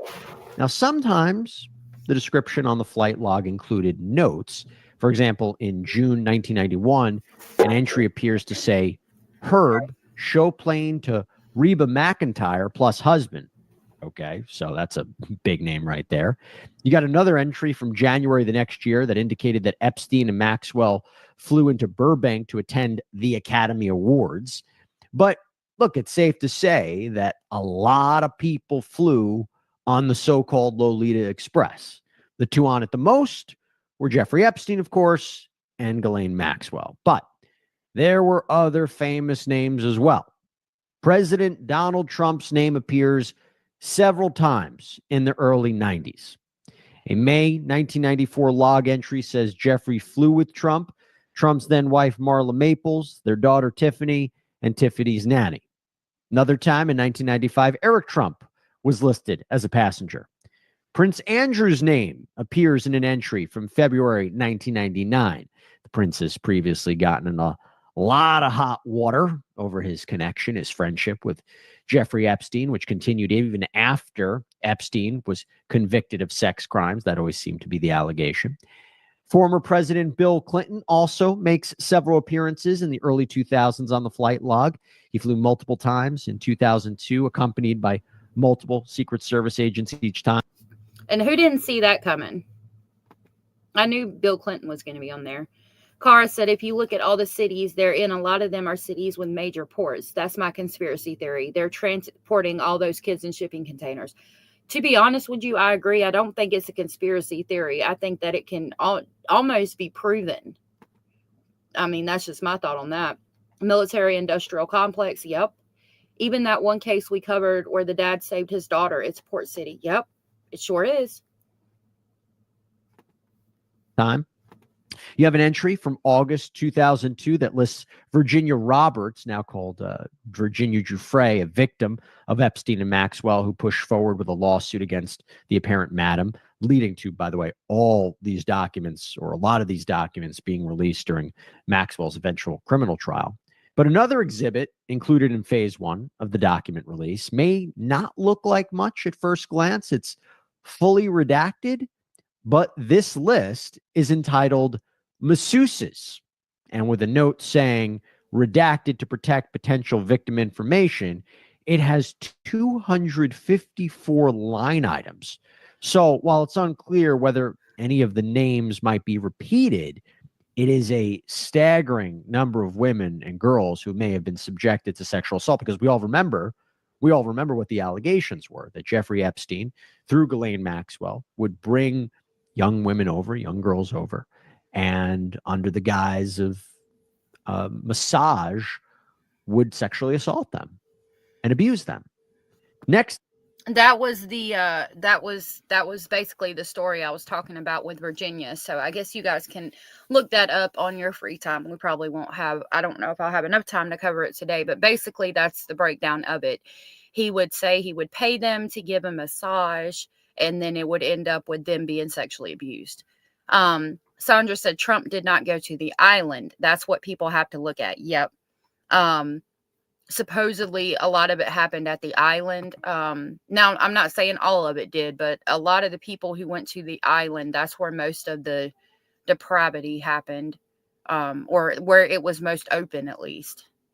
Next up, we got to talk about the contact book. So at the top of this 95-page document, it says redactions for personal contact information. And let me tell you, there are a lot of redactions in this, okay? It is basically a bunch of names with their personal information either blacked out or redacted, maybe their phone numbers or addresses. I'm assuming that's what it is, but some boxes are bigger than others, so maybe there was more information about certain people rather than others. However, there are a list of names that are quite notable on this list, okay? Now, before I read up a bunch of them, remember, just because they are presumably in Jeffrey Epstein's contact book doesn't mean they're complicit in any of his alleged wrongdoing. Epstein was a very well-known and well-connected financier who knew a lot of people. Got to make that clear, okay? So even though I'm about to list a lot of people, this is not the Epstein list of everybody who was involved in alleged wrongdoing or illegal activity, okay? Now, to give you a sense of who he seemingly knew, here we go. Alec Baldwin, Ralph Fiennes, Michael Jackson, Dr. Henry A. Kissinger, Mick Jagger. So I read a few of those to you guys, but now you get to see the pictures of the people, which is important because it helps you to realize who they are. David Koch, Chris Tucker, Richard Branson, Barbara Walters, Mike Wallace, Steve Wynn, Alan Dershowitz, Donald Trump, Ivanka Trump, Ivana Trump, Les Wexner, Courtney Love, Rupert Murdoch, Duchess of York, Joan Rivers, Christy Turlington, Maria Shriver, Ron Silver, Janice Dickinson, Minnie Driver, David Blaine, Phil Collins, George Hamilton, Liz Hurley, Ted Kennedy Jr., Doug Lyman, Ron Burkle, Christopher Lambert, and Ghislaine Maxwell. Now, aside from these apparent actors and musicians and magicians and journalists and politicians and wealthy individuals and business leaders. Wealthy individuals is the key word there. Cara, Barbara Walters didn't surprise me either. I wasn't aware that she tried to silence Corey Feldman, though. Natasha said, I wouldn't be surprised if the majority of Hollywood has ties to this sick kind of stuff in one way or another. Money, power, and being idolized and worshipped by the masses is a dangerous combo. It is. It absolutely is. I don't think Epstein was ever married. Bad girl. I don't think they ever got married. It's crazy. Leaders. There are also a plethora of other names, but you kind of get a sense of some of the more well-known people that he apparently had their contact information. And there are also contacts for properties like various Ritz-Carltons, the Aspen Club, Bel Air Hotel, Beverly Wilshire, Cipriani, the Plaza, the Pierre. I mean, we're talking luxury places here. And the last page of this document is titled Important Email Addresses. Now, I'm not sure if this was actually crafted by a prosecutor in this case or Jeffrey Epstein or somebody connected to him, but it is interesting because one is for Jeffrey Epstein and everything next to it is redacted, but in parentheses, it appears there are initials for locations like PB, seemingly for Palm Beach, NY for New York, and so forth. Ghislaine Maxwell is listed there too. There's also one for venture capitalist Joe Pagano, Ehud Barak, former Prime Minister of Israel, Jean-Luc Brunel, talk about him in a second, David Copperfield. And then this one's interesting. next to Christopher, it seems to say French driver. It says next to this person, important witness. Again, we don't know who wrote that, but important. So I'm wondering if that's a person who drives them around when they go to France. Cara said in the early 2000s, Corey Feldman went on The View to talk about all the pedos in Hollywood, and she basically told him to shut the fuck up. He's going to ruin people's lives. Yep, I believe it. I hope they do drop all the names. I'm going to be looking, and hopefully Hio can help me to keep track of this and see when more documents get released. Now, what is interesting about some of these names, and to kind of give you some more context, is last year when a judge released Jeffrey Epstein materials, more specifically grand jury materials, pursuant to a bill signed by Florida Governor Ron DeSantis. These materials centered around when the Palm Beach Police Department opened up an investigation into Jeffrey Epstein back in 2005 and what was presented to a grand jury in 2006. So that was when the parents of a 14-year-old girl came forward accusing Jeffrey Epstein of paying her to give him a massage. The police apparently found out that Epstein had allegedly set up a system to recruit girls to provide him massages, to sometimes engage in sexual activity. The case was brought to the state attorney's office. Okay, thank you, Cara. I just started, so I'm gonna watch it later. I don't know. I mean, I don't know if Trump was involved or if Trump wasn't involved, but I don't want anybody to get upset or fight about it. So just be careful. I'm sure, I mean, he was on the plane. I don't know. I assume there's a difference on like locations of where people went and all that. My advice on that situation would be, I was not there. I did not see. I do not know. Nobody knows what happened on those planes except the people who were there and, the things that have been testified about. I don't think anybody has ever said specifically what Trump did. But they also haven't said specifically what he did not do. So that's kind of that's where I'm at with the Trump thing. I hope Maxwell stays locked up for decades too. I hope that she don't get out because she's just as complicit in this, in my opinion, just as guilty. A grand jury was impaneled where the jurors heard all sorts of testimony from detectives, two of the alleged victims, and that grand jury ended up indicting Epstein in 2006 on felony solicitation of a prostitute. And that was it.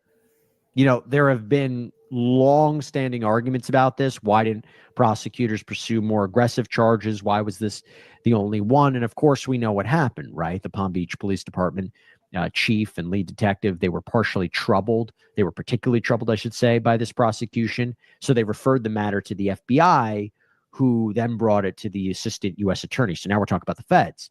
But in the end, in 2008, Epstein and prosecutors, they worked out a deal where he pled guilty to state charges of solicitation of prostitution and procurement of minors. He was sentenced to just 18 months in prison, only serves 13, and spends most of the time in a work release program. He can leave jail to work at his office and then go back to.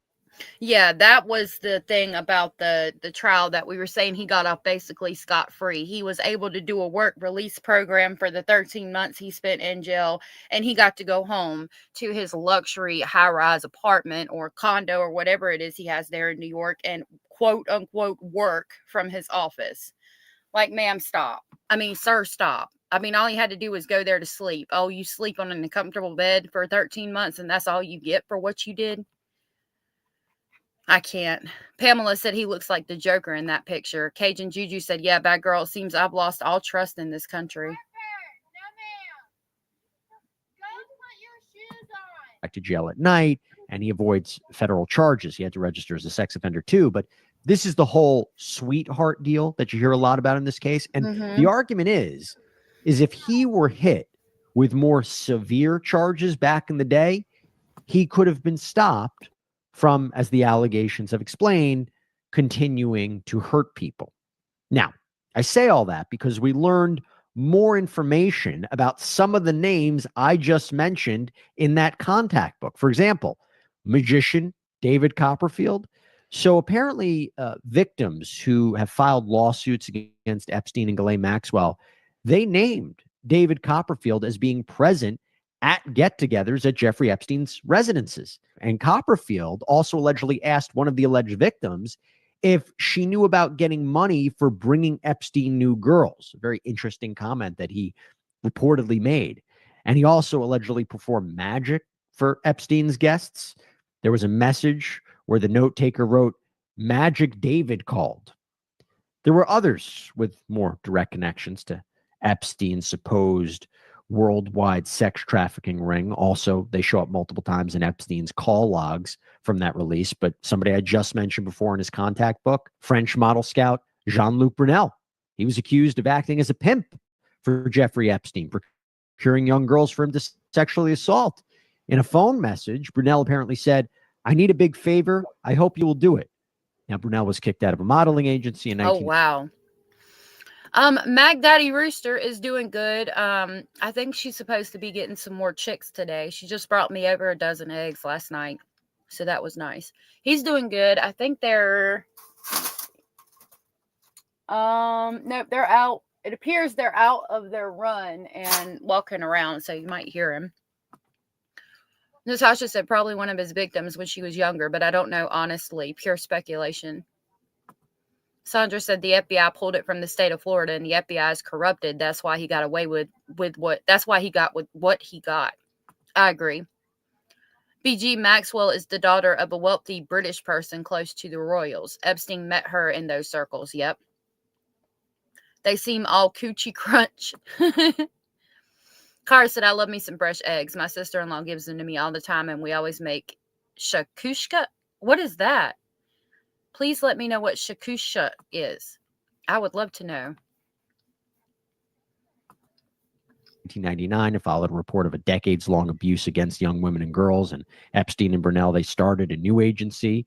When Epstein died in 2019, by the way, French authorities, they opened up an investigation against Brunel. He tried to flee to Senegal. He was arrested at the airport. He, too, was found dead at a prison in Paris on February 19th, 2022, as he was being investigated for rape and trafficking of minors. But, you know, knowing that, he had messages in that Florida release that, when you look back, it seemed much more sinister. For example, there was a note that read, "He just did a good one, 18 years. She spoke to me and said, I love Jeffrey." Again, just talking about Brunel because, as I mentioned, he was in the contact book. Also talking about who was in the contact book, Alan Dershowitz. He was the lawyer who helped Epstein secure that sweetheart deal. I mentioned Lex Wexner, the longtime friend and fellow millionaire, the owner of Victoria's Secret. Now, he has been called out in recent years for his connection to Jeffrey Epstein, who apparently he gave control of basically a lot of his fortune, a lot of his money. And Wexner has said that he knew nothing of Epstein's alleged indiscretions and says that he himself was taken advantage of by the financier. So, putting that all to the side, moving back on to today's materials release, there's another file that we got to talk about. It is called Evidence Collected. Now, I will assume that this is evidence that was collected from one or more of Epstein's properties. And I say assume, but according to the New York Times, this is a list of the items that were seized by the feds when they searched Epstein's homes in New York and the U.S. Virgin Islands after he was arrested in 2019. And when you think about prosecutors in the Southern District of New York building a sex trafficking case against him for allegedly sexually exploiting and abusing dozens of minor girls in Manhattan, Palm Beach, Florida, and other locations. I mean, look at what they could potentially use at a trial. Look at what they potentially found, okay? CD labeled Girl Pics Nude Book 4, 4 massage tables, 1 red rope containing letter, photo album of girls, photo of islands, heat-sealed bag full of cash labeled SK with 17K plus. Heat sealed bag containing on small white envelope with writing 2000 SK with $4,400. Austrian passport with Epstein photograph. What on earth is this? I mean, we saw this list, but I couldn't quite figure out what it was. And it was labeled evidence list. It's in the document that we just looked at, but I couldn't quite read it. This is interesting. I wonder what all of these document is for. Oh, really? That sounds good. Carr said it's like poaching eggs in tomatoes and green peppers. This is the recipe we follow. Okay. I'm definitely going to try that.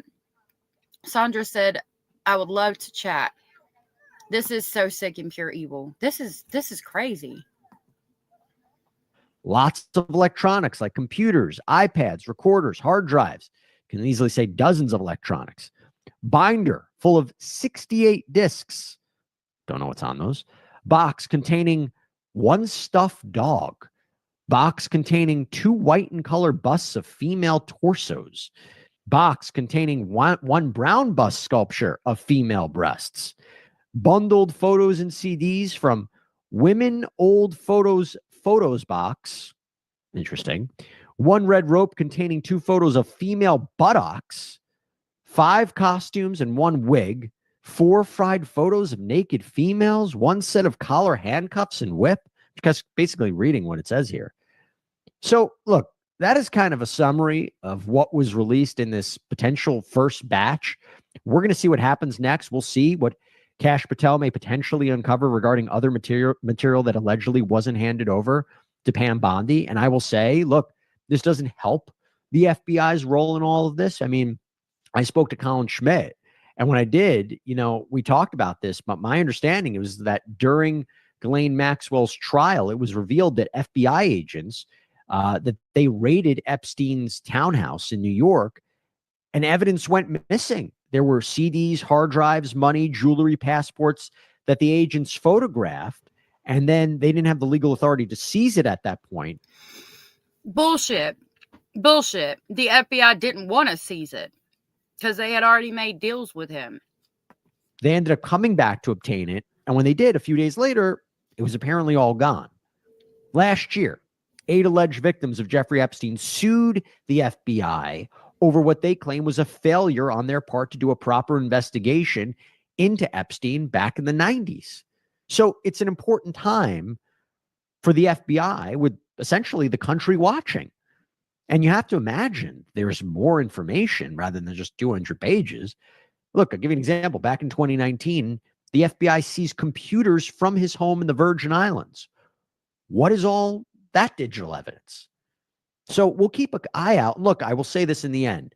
No matter what comes out, I can't definitively say that there's going to be some sort of repercussions for this or criminal charges, aside from the statute of limitations issues that you might run into. You wonder what federal charges could be. Obviously, you think about this with what we've seen in these kinds of cases, conspiracy, sex trafficking, transporting minors or enticing minors for the purposes of illegal sex acts. These are things you could look out for, but I can't definitively say, based on anything that comes out, that anyone would be criminally charged. But in the interest of transparency and getting more information, definitely useful, definitely interesting. We will keep a very careful eye on what happens next. That's all we have for you right now here on Sidebar, everybody. Thank you so much for joining us. I'm Jesse Weber. And I've got one more video about this. Wait, what? Hello, it's good to see you. Wait, what? Wait, what? Said, I wonder who kept records and how did they not know and cringe? They're all depraved and sick individuals. I think it was Miss Maxwell who kept the records, if I'm being honest. And if I remember correctly, there was rumors, or it had been confirmed, that he had been involved with some of the heads of the FBI. Some of their names was on. We've been closely following. Or something to that effect. So I think that the head of the FBI told them to leave that evidence there and other evidence that might not have been photographed. And then they gave Epstein the scoop and basically said, you need to remove this, and this before we have to come back, because they're going to send us back. And he got rid of those things. And I don't know if we'll ever know the full depravity of the situation. I think Miss Maxwell should have got more time than she did, because I do believe, like you were asking, that she's the one who kept records of everything. She knew everything. She procured the girls and all of that. So this is another one I have on Epstein, and then we'll talk about Diddy for a few minutes. That's weird, Annette. If you email me, I might could get Hio. Maybe she can help you, or I can help you with what I know about the Discord. I have to make sure that I have the right link to Keo changes it like every week or so. So I have to make sure I have the right one. Following the release of information about Jeffrey Epstein and his apparent global sex trafficking ring and the people reportedly involved in his activities. And as we awaited on much anticipated new information from the newly appointed Attorney General Pam Bondi, there was a twist. Bondi just announced she is essentially launching an investigation into the FBI for allegedly hiding documents. Welcome to Sidebar, presented by Law and Crime. I'm Jesse Weber. Remember what we just said? Sorry, I was eating a peanut butter cracker. Remember what we just said? Imagine that. We were on pins and needles all day today because we were expecting a new trove of documents in connection to infamous pedophile and convicted sex offender Jeffrey Epstein. Attorney General Pam Bondi had told Fox News last night that her office would be releasing information connected to Jeffrey Epstein, something the new administration had vowed to make a priority, and that it was going to happen today, on Thursday. And on Thursday afternoon, what did we see? We saw a group of young conservative commentators who were outside the White House holding binders that said, "The Epstein Files, Phase 1.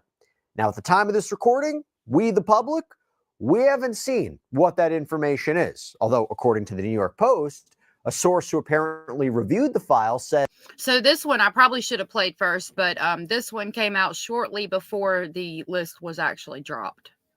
It's over 100 pages, includes a list of contacts, but advised it was going to be bound to be a disappointment, quote, a disappointment for those looking for new information. And I mean, if you think about that, through the course of various litigation and the criminal trial of Ghislaine Maxwell, Epstein's accomplice, who was convicted of her own sex trafficking and enticing and transporting minors for illegal sex acts charges, we already saw a lot of information that was made public. Flight manifest logs, documents, his address book, names connected or associated with Jeffrey Epstein. We all saw this. So the question becomes, what is really new? And that raises a very important question. Why? Because not long after those commentators left, we saw a letter from the Office of the Attorney General to the newly appointed FBI Director, Kash Patel. And it reads, "Before you came into office, I requested the full and complete files related to Jeffrey Epstein. In response to this request, I received approximately 200 pages of documents, which consisted primarily of flight logs, Epstein's list of contacts, and a list of victims' names and phone numbers. I repeatedly questioned whether this was the full set of documents responsive to my request and was repeatedly assured by the FBI that we had received the full set of documents. Late yesterday, I learned from a source that the FBI field office in New York was in possession of thousands of pages of documents related to the investigation and indictment of Epstein." So again, they're holding the documents. They don't want them out. Wait, what says, I agree. It was Ghislaine Maxwell was and is depraved as any sick man or predator. I remember how Ghislaine Maxwell would go to parks after school and jump out of a vehicle and ask young girls, "Do you want to make money and learn to massage?" Yep. I remember hearing about that too. And those girls that were just trying to make a little bit of money, they, I guess trusting people a little too much, would be abused. It's horrific. Those poor girls and boys and all of the people who were abused. I mean, it's just a shame. You can serve years in prison, but that's not going to take the trauma away from those victims that they have to live with for the rest of their lives. Despite my repeated requests, the FBI never disclosed the existence of these files. When you and I spoke yesterday, you were just as surprised as I was to learn this new information. By 8 a.m. tomorrow, February 28th, the FBI will deliver the full and complete Epstein files to my office, including all records, documents, audio and video recordings, and materials related to Jeffrey Epstein and his clients, regardless of how such information was obtained. There will be no withholdings or limitations to my or your access. The Department of Justice will ensure that any public disclosure of these files will be done in a manner to protect the privacy of victims and in accordance with law, as I have done my entire career as a prosecutor. I am also directing you to conduct an immediate investigation into why my order to the FBI was not followed. You will deliver to me a comprehensive report of your findings and proposed personnel action within 14 days. I appreciate your immediate attention to... I like how she's demanding, you will deliver to me a comprehensive report. Not, I expect you to, you will deliver. She's got some bass in her voice with that statement. To this important matter. I know that we are both committed to transparency for the American people, and I look forward to continuing to work with you to serve our president and our country. What a story, right? Look, the stories we cover on Sidebar, I feel, highlight just how scary the world can be at times and how important it is to protect yourself. Talking about that is particularly true online, especially when it comes to protecting your personal information. So whether it's spam, identity theft, online stalking, our amazing sponsor, Surfshark, offers an incredible solution to these issues with their alternative number feature. So this service, built right into the Surfshark app, lets you... Excuse me, I probably shouldn't have said girls either. They were children. And there was boys and girls, from what I understand. Of Surfshark. To talk about this, I want to bring back on here on Sidebar retired FBI agent Colin L. Schmidt. He's also the founder of Kronos Investigations. Colin, thanks so much for coming on. Really appreciate you taking the time. What do you make of this? Well, it's a lot to unpack. So when I saw them walking out with binders, I was like, well, I would do a $500,000 embezzlement and I'd have 5,000 pages of documents. There's no way there's just 200 pages. So I did a little research in preparation for this segment, and they did do some releases of documents over last summer based upon some lawsuits that were filed by Cernovich was one of the right-wing or conservative podcaster. So then when I saw the binders, I was like, this doesn't make any sense. So doing This does, it does go into the Pizzagate conspiracy, and we're actually going to talk a little bit about that when we do P. Diddy next, because there's a call where he talks about pizza boxes, and I kind of want to go over what that could possibly mean. And said they are all crooked. That's why files are missing, and I agree. Oh my God, Ava Slim, please let me know that if you're okay. Oh my God, let us know you're okay. Lord, I hope there's not a tornado. Sandra said, Bongino, I often wonder if he's one of the 4 Secret Service on the flight logs we have seen. I hope not. Bongino seems like a really good person. I don't know. Maybe. Doing some more research, looking at there's 2 search warrants that are actually 3 search warrants that are very, very important. There was the one that was done down in Palm Beach back in 2008 or 9, I believe. I think all that data has already been put into the public domain. But then there was a search warrant done on his mansion.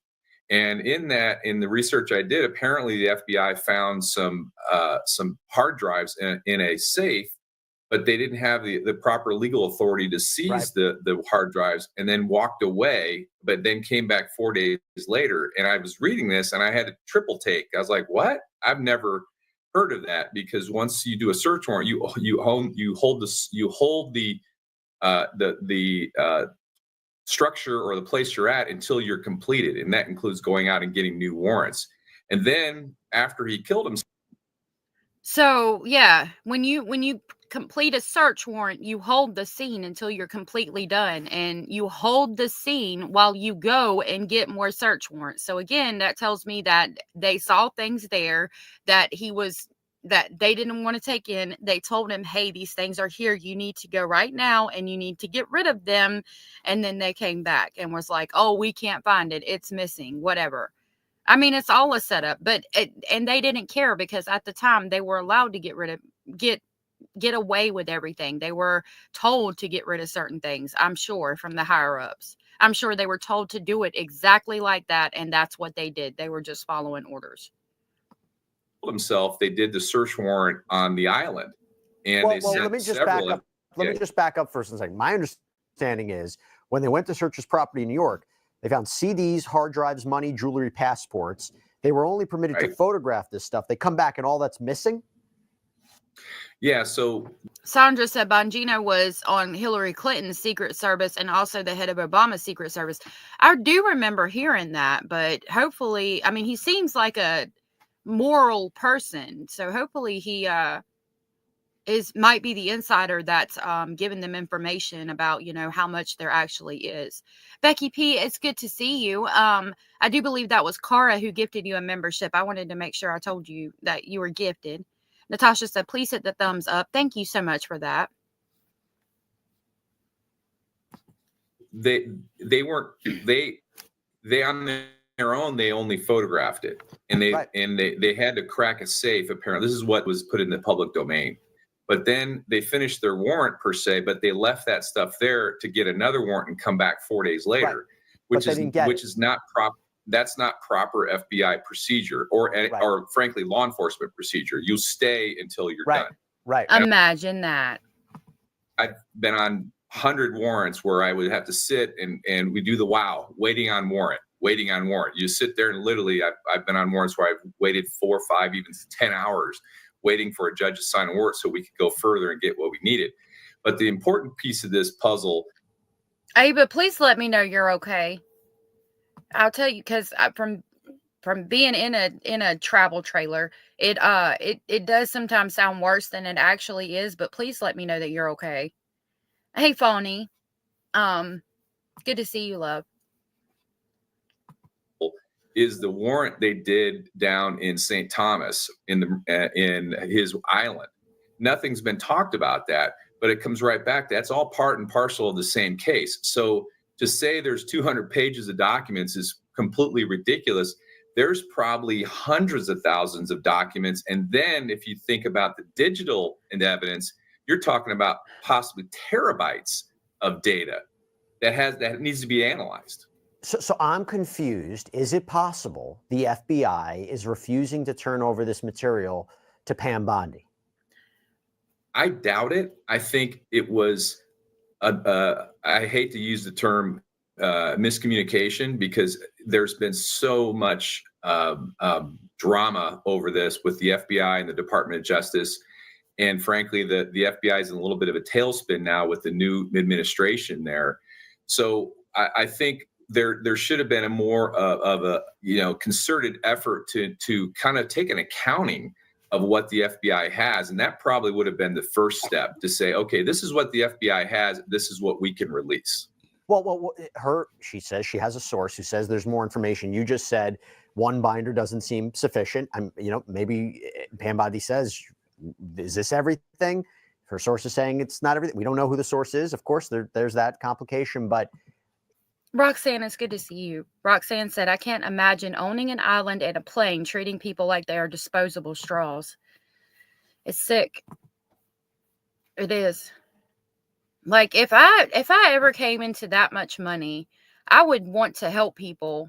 My husband and I have actually talked about it. Like, if we ever got rich, we would buy like 200 acres and put a bunch of the little fold out houses that you get off of Amazon, put them there and make like a community to try to help rehabilitate homeless people by giving them a place to stay. And then we plant crops and we grow food for the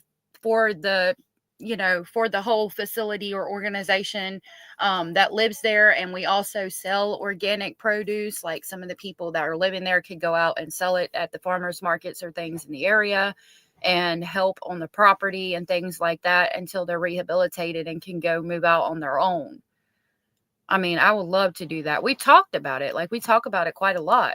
If we ever got rich, I damn sure wouldn't be doing what these people do, but I think they had to do these things to get rich. So I don't know. It's like kind of like, once you start doing something, it just gets worse and worse and worse with time. Sad. Is there a scenario? I mean, where is the rest of this material that you mentioned? And it makes me wonder, would the FBI have any form of justification or legal reasoning to keep this information from the Attorney General, which is interesting because the FBI is under the purview of the Attorney General. So again, I'm confused as to where this information is, and B, would they have any justification to not turn the material over?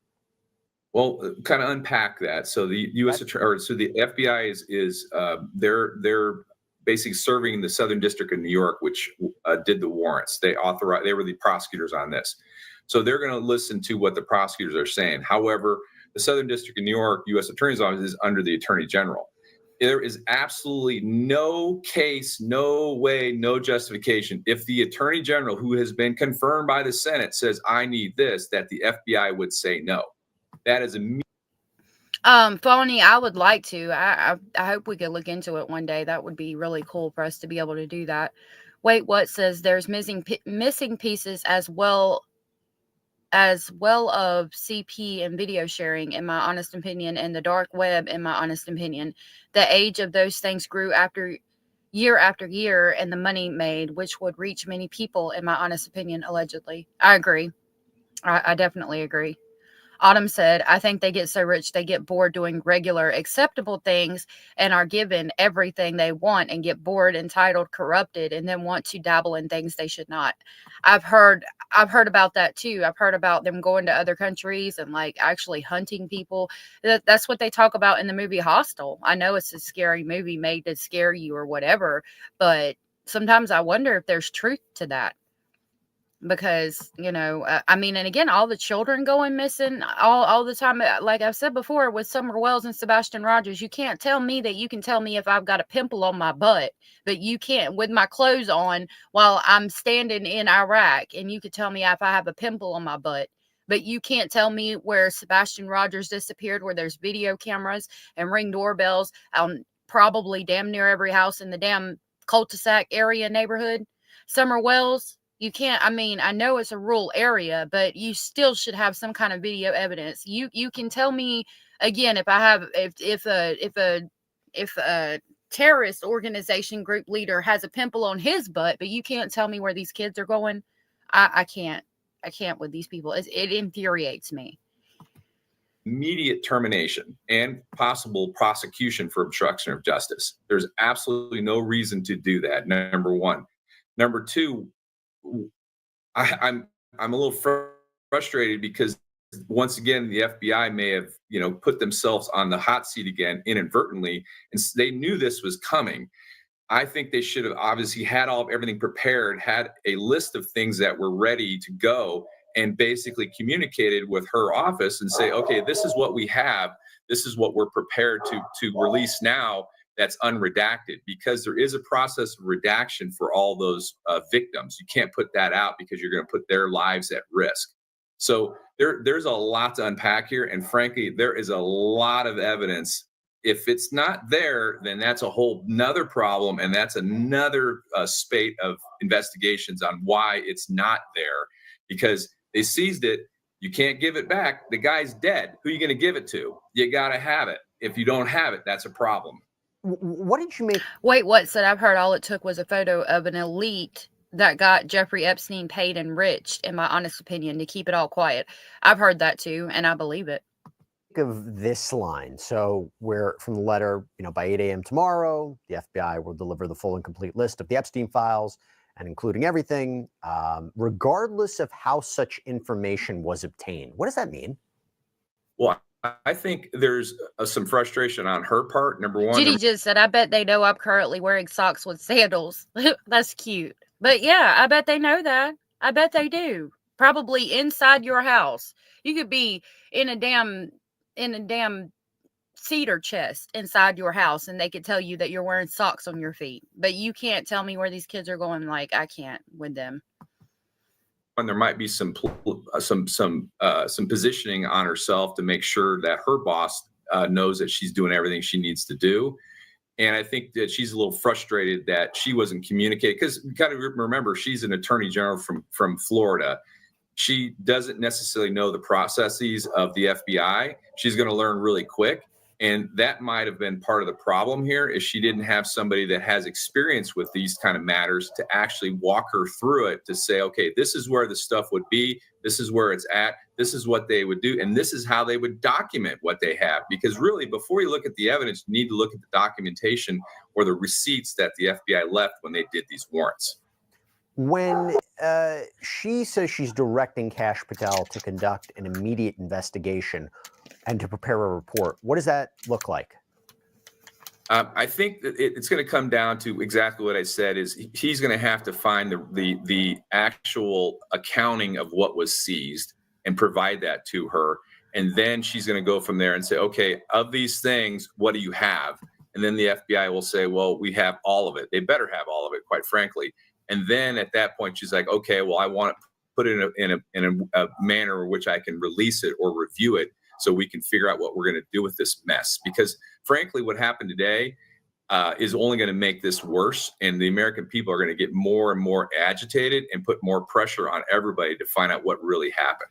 Do you think that we are overhyping or overestimating, I should say, how much there is out there? Because my understanding was there might have been criticism leveled at the FBI that they didn't obtain all the evidence they needed to. They didn't obtain all the flight logs. They only collected a small portion from pilots. They didn't interview everybody they needed to interview back in 2008, like pilots or assistants or staff members. Do you think it's possible that the FBI just doesn't have the information we expect them to have? Well, that's a real tough speculation. I think as far as 2008, 2009, the FBI was kind of brought in at the back end of that after there was a state investigation. But as far as the 2019 warrants, as well as the 2021 warrants, I know the thoroughness of the FBI. If it's there, they would have gotten it unless it's buried in a hole and not a reasonable person would have been able to get to it. So it really comes down to the documents really aren't really going to show much. It's what it's really going to get into is the digital devices, the hard drives, possibly VHS tapes. Those are the things that purportedly were seized that need to be, exploited to find out what's on these things. And then at that point, there needs to be a group of people to kind of catalog all of this and make sure Pam Bondi knows exactly what's in the custody of the United States government. But if there are privacy issues, Do you think? I don't think that she'll ever get the full list. I don't think they'll ever let that. All of the tapes, all of the hard drives, all of the documents. I don't think she'll ever get it. We'll watch a couple more minutes of this, and then I'll jump into the P. Diddy issues. So if you have, for example, tapes where people are being victimized, those tapes wouldn't be made public to the American people, right? Those would be sensitive information. I don't even think a blurring or redaction would be sufficient, right? How much do you think, because of privacy and security reasons, that information would be released to the public? I don't exactly. I don't think the explicit information, if there is explicit activity on these tapes, should be released, and it won't be released because you have to protect that victim.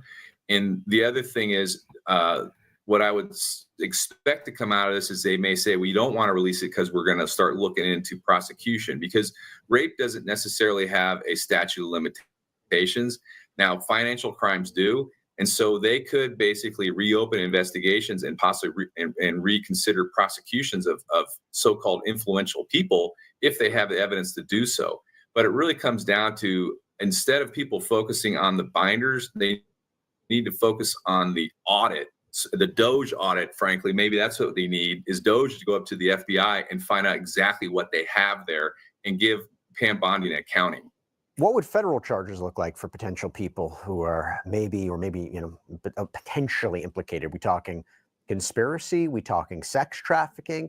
We talking transporting minors across state lines for purposes of illegal sex acts? It was one thing for Ghislaine Maxwell to be prosecuted. A big question became, how could she be in this conspiracy alone, right? She was convicted of conspiracy.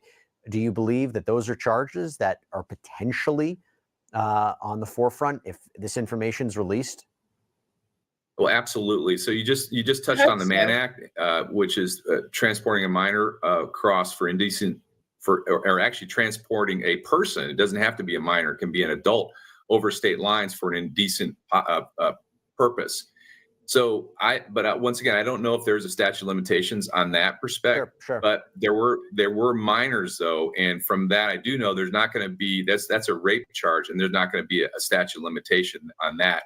So exactly, it can be a conspiracy of multiple things going on here. Before I ask, I wanted to ask you about Representative Andy Ogles, because he wrote a very interesting letter to Pam Bondi as well. How much will we know of this investigation conducted by Kash Patel and the report that's going to be prepared to Pam Bondi? I don't. I doubt we're ever going to get a full accounting, because from what I've been reading and looking into it, there's so many tentacles to this and so many powerful people that are involved. I think absolutely there is, and have been involved for decades, more than likely. Sandra said it's all going to come out. We will see it all in time. I hope so. I'm waiting for the JFK files to come out too. What they're trying to do is basically feed the mob and make sure they give them at least something that so they'll go away. Thank you, Bellis. But this is never going to go away in the world of social media. The conspiracy theories are only going to get worse and worse as long as there's any shred of people holding back information. I believe that the whole thing should be put on the table and we deal with it. Because this guy had been doing this for supposedly 30 years, and there were supposedly very influential people, and they harmed children. That's the bottom line. And that brings me to my next point. So I wanted to quickly ask you about Representative Andy Ogles. He wrote a letter to Pam Bondi, and it was responding to, quote, reports that certain FBI agents are allegedly attempting to destroy critical records. Not clear who those people might be or where that information came from. But should you encounter any statutory barriers to the expeditious public release of Jeffrey Epstein's client list or other pertinent information related to his activities, to include circumstances in which any such documentation is housed in other federal agencies, I stand ready to assist. And then he talked about how he's drafting a piece of legislation called the Preventing Epstein Documentation Obliteration Act, or the PEDO Act. Reportedly would, up the penalties on those who exploit or abuse children, would work to protect files, in this case, maybe other cases. What should we take away from that message? Thank you for being thumbs up number 31. Wait, what? I've always thought that Johnson was involved with JFK's assassination, said Abellis. That's a good theory. I've heard that theory. Sandra said it's all going to come out, the whole truth, and a lot will be told. Go read the EO at the government registry and the military.gov. Definitely check it out. I'm glad you're okay, Ava Slim. Thank you for letting us know that you're back and that you're okay. Daddy Bush was involved, you think?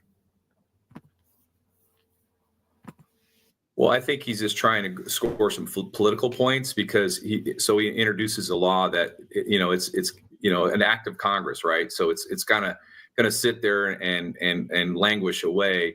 And in terms of him accusing FBI agents of intentionally destroying property or destroying evidence, I highly doubt it, just based upon my knowledge of how this stuff works. And they would, if anybody was to do that, they would expose themselves to so many violations of federal law. They'd be sitting in a federal prison with some of the people they may have put there. So I feel like that's a stretch, and that might just be a talking point. I think this is going to come down to basically a miscommunication, and frankly, Pam Bondi's not necessarily understanding on how all this evidence was cataloged and how it's being held. But to be fair, somebody should have sat her down before any of this happened and explained to her how it works per se and where it's all at. Well, it seems like her source is telling her something else. Not that she doesn't understand the protocol, but that people might not be turning over what needs to be turned over. Just a fascinating day so far. We'll see where it goes next. Colin L. Schmidt, thanks so much for taking the time. So that was the end of that. Now, there has been a phone call released that was leaked from P. Diddy. Okay. And we're going to talk about his lawyer quitting. But I'm going to grab this person's link, and I want to talk to you guys about this phone call. So this is Tanton the T. I'm going to grab their link and share them if you guys want to check them out. Please do so. I'm going to pin their link at the top of the comment section. I'm borrowing this video from them. Hopefully they will not mind. This is titled Diddy's Secret, the Pizza Box Puzzle. Oh my goodness. Unraveling the Mystery. Abellis gifted 20 memberships. Thank you so very much. That was so sweet of you and supportive. I really appreciate that. Thank you. Those went to Desiree, Anna P., Autumn, Dusty Dane, Jeep Sahara, Mose Ma, Maisie, Deanna Gibbons, Teresa Clay, Paula Mayo, Lil Ninja, Lou, Law Nerd, JM, Mooney Figs, Crow Dog, Sam's Mom, That Girl James, Kim Hunk, Sharon Belko, Sunshine Susie Q. Oh my goodness, I cannot read today. Thank you so much, Abellis. That was so very sweet of you. I'm going to get the crazy train and come pick y'all up on the way to Speculation Station.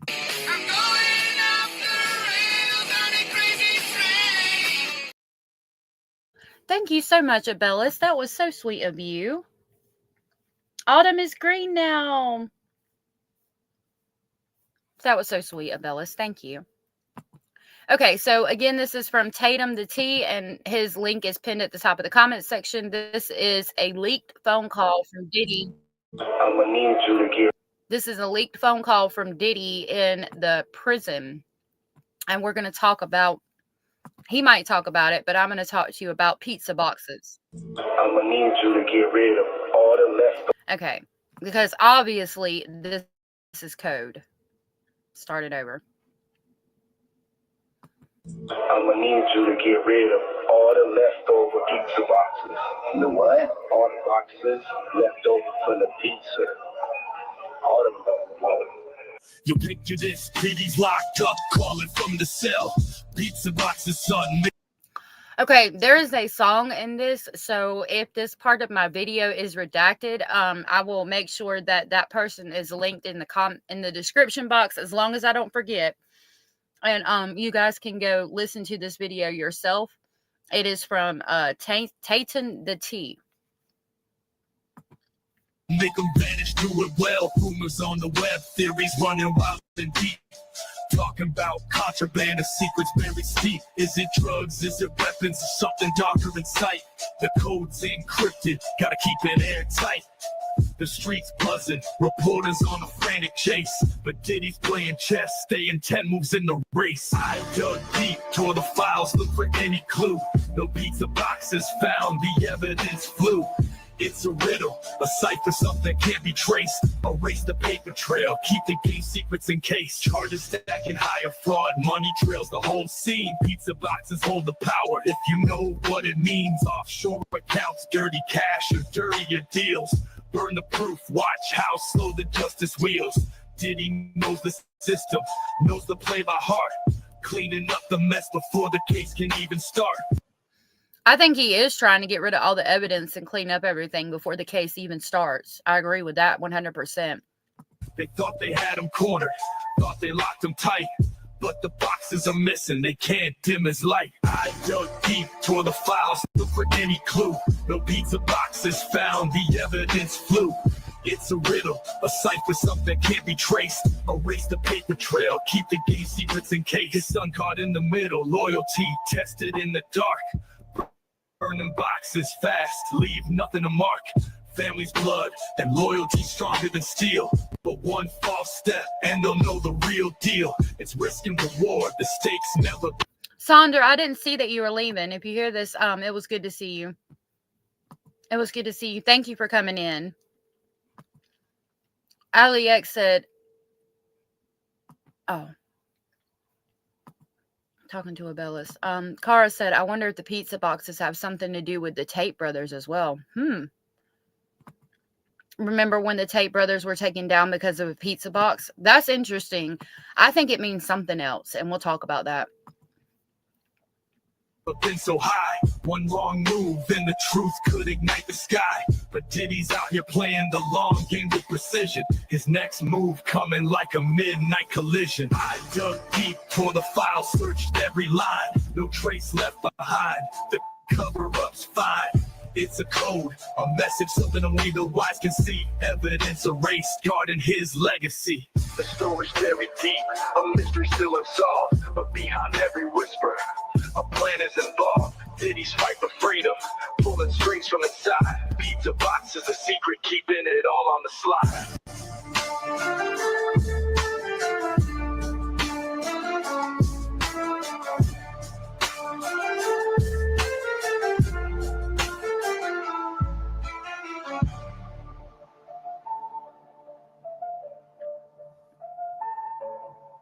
Charges stacking higher, fraud, money trails the whole scene. Pizza boxes hold the power, if you know what it means. Offshore accounts, dirty cash, or dirtier deals. burn the proof, watch how slow the justice wheels. Diddy knows the system, knows the play by heart, cleaning up the mess before the case can even start.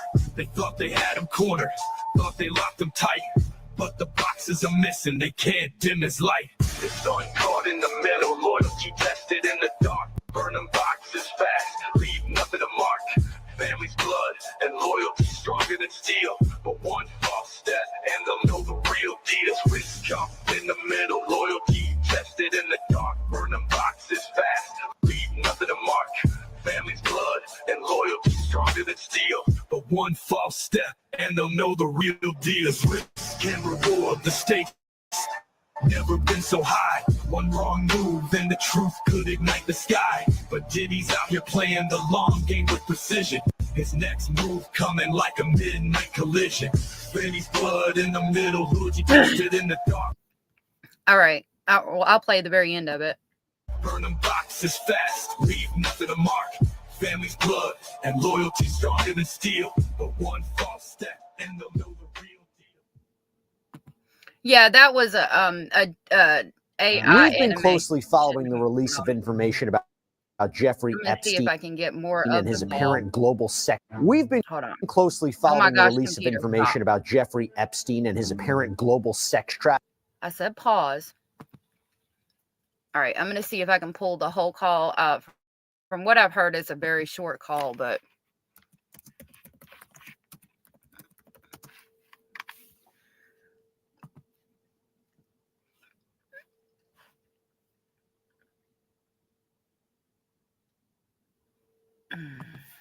those are from months ago.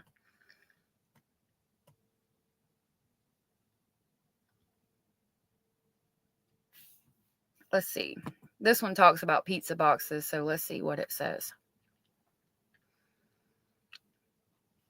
This is from BLUX.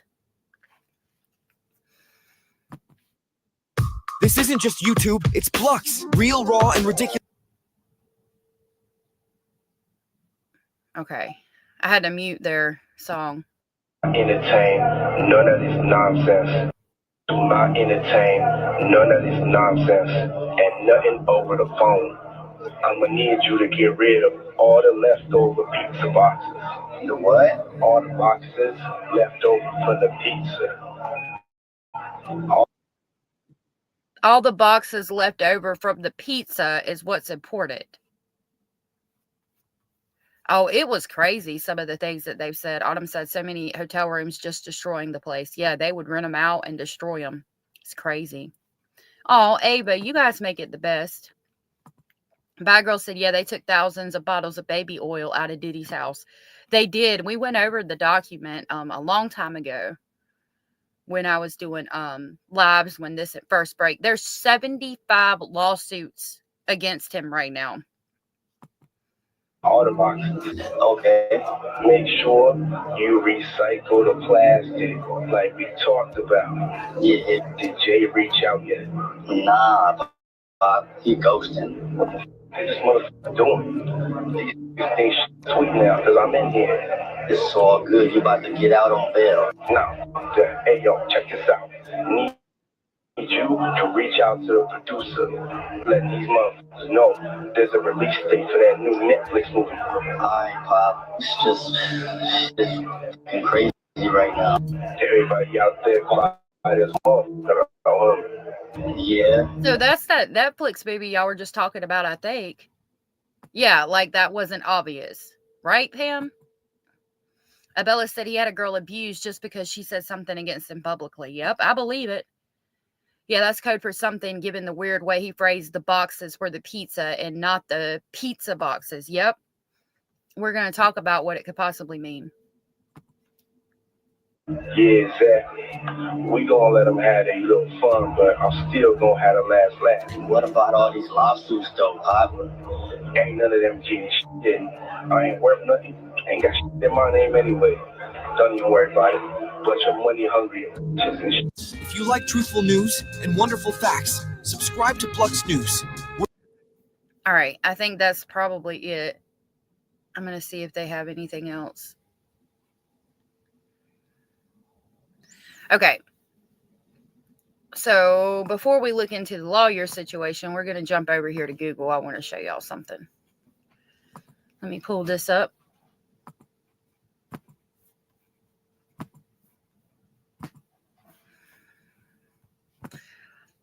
Let's try this first. What could pizza be code for? So it says pizza has been used as a code in a few different contexts, including a myth about 911 calls, a coding style, and a secret code used by pedophiles. That's the one I want to talk about, the secret code used by pedophiles. 911 and the pepperoni pizza myth. Oh, the 911 call thing is like if you're being abused or something's going wrong, you call 911 and say you're ordering a pizza. Okay, so Basil, I love you, baby, but I can't sit here and rub you right this second. Okay, so let's try pizza and that word. Pizzagate conspiracy theory. So, again, this is a conspiracy theory, allegedly.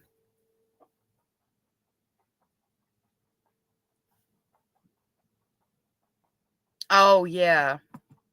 That audio is crazy. I would play it, but I'd probably get in trouble. You can find it on X. So, Pizzagate redirects here for the 2004 pizza throwing incident. Anyway, okay, reading right here. Pizzagate is a conspiracy theory that went viral during the 2016 United States presidential election, falsely claiming that the New York City Police Department had discovered a pedophile ring linked to members of the Democratic Party while searching through Anthony Weiner's emails. It had been extensively discredited by a wide range of organizations, including the Washington, D.C. police. In 2006, the personal account of John Podesta, Hillary Clinton's campaign chair, was hacked in a spear phishing attack. WikiLeaks published his emails in November 2016. Proponents of the Pizzagate conspiracy theory falsely claimed emails contained coded messages that connected several high-ranking Democratic Party officials and U.S. restaurants with an alleged human trafficking and child sex ring.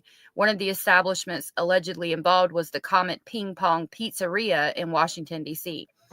Members of the conservative journalists and others who urged Clinton's prosecution over her use of an unrelated private email server spread the conspiracy theory on social media outlets such as 4chan, 8chan, Reddit, and Twitter.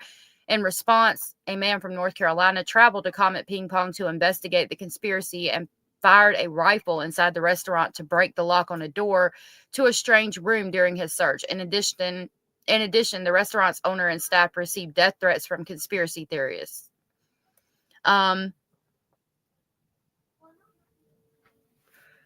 but that doesn't tell me what. So we're going to look at this.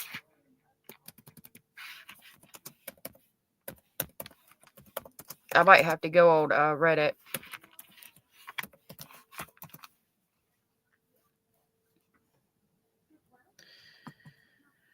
Pizzagate. Okay. So let me try Reddit.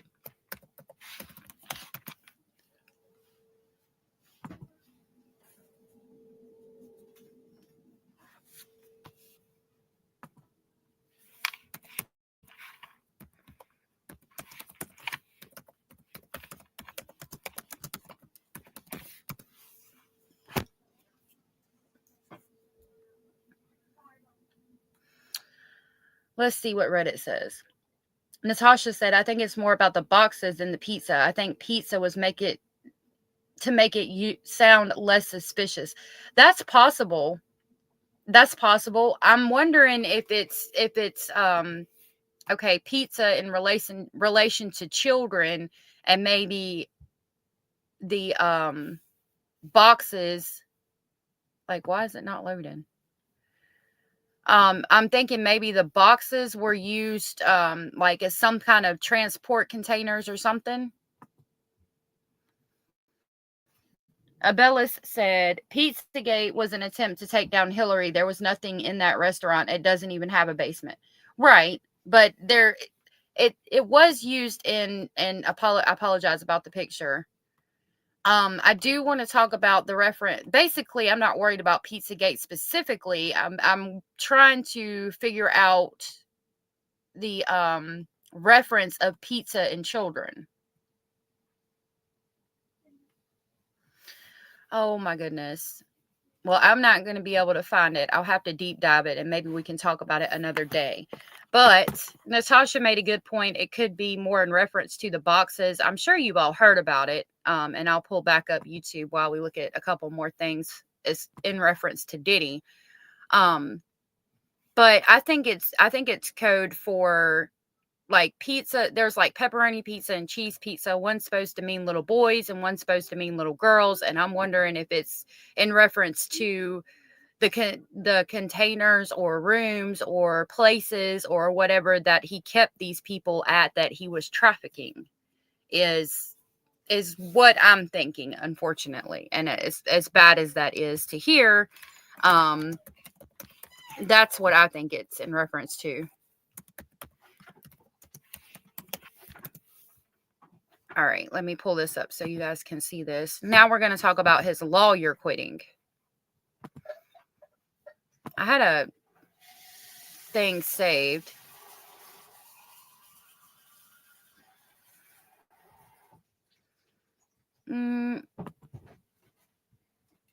Okay, this is from Law and Crime. A huge blow to Diddy's defense team just 3 months before his high-profile trial is expected to start. On Friday. Okay, I paused that. Let me see what y'all are saying.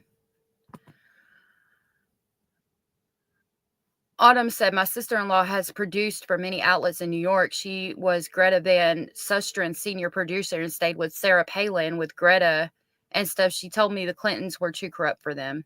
Oh, goodness.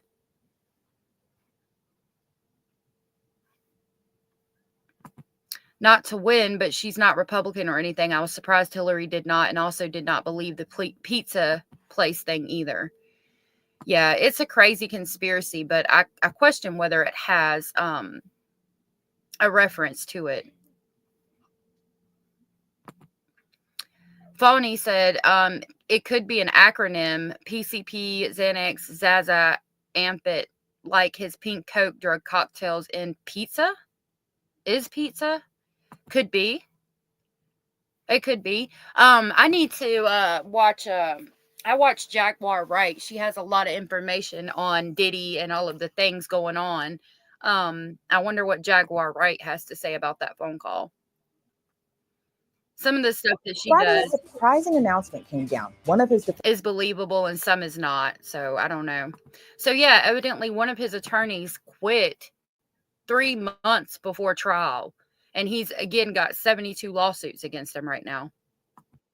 Defense attorney suddenly quits the case. I'm Elizabeth Milner with Law and Crime. Now, this particular defense attorney's reason for quitting wasn't really a reason at all, making his departure a lot more puzzling. Shortly after Diddy's arrest, his defense team grew when he stacked on 2 more defense attorneys to join Mark Agnifilo and Tini Garagos at the defense table. Now, the 2 that joined at the time were high-profile attorney Alexandra Shapiro, whose client Sam Bankman-Fried actually shared a unit at the detention center with Diddy, and high-profile death penalty attorney Anthony Rico. Now, while the pair joined around the same time, Anthony, in a court filing on Friday, said he's leaving the case. In the filing, Anthony Rico said, quote, for the reasons set forth below, this motion for withdrawals is filed so that Sean Combs may move forward with his defense and to commence jury selection and trial without any delay. As a result of discussion with lead counsel Mark Agnifilo, this motion for withdrawal of counsel is filed. While I am aware that the local rule requires that an application for withdrawal of counsel is supported and granted, there are sufficient reasons related to protections afforded by the attorney-client privilege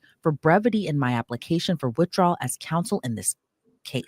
Although I have provided Sean Combs with the high level of legal representation expected by the court, under no circumstances can I continue to effectively serve as counsel for Sean Combs, end quote. Now, essentially in legalese, what does that mean? All money isn't good money, bad girl. People who wear bow ties professionally confuse me. I've always thought it was funny. I quit, but I can't go into details because of attorney-client privilege. According to the filing, though, the defense shakeup won't delay the case. Diddy will continue with 5 attorneys. That's Mark Agnifilo, Tenny Garagos, Alexandra Shapiro, Jason A. Driscoll, and Anna Esteval.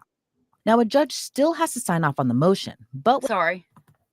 with the government taking no position on it and the fact Anthony Rico spoke with Mark Agnifilo about it before filing the motion, a judge will likely sign off on it. Now, as I mentioned, Anthony Rico is a very well-established death penalty attorney and was lead defense in up to 45 federal death penalty cases. His bio on the Fordham Law University website says some of the notable yet controversial cases included Anthony Rico serving on the counsel in the World Trade bombing conspiracy case and embassy bombing in 1998. And he stays busy. He also doubles as an adjunct professor of law at Fordham and has been practicing law since 1982. As for Diddy himself, as many of us know, he's been locked up on charges of federal sex trafficking, racketeering conspiracy, and transportation to engage in prostitution. Now, that I think, again, I really think the pizza boxes have to do with the trafficking.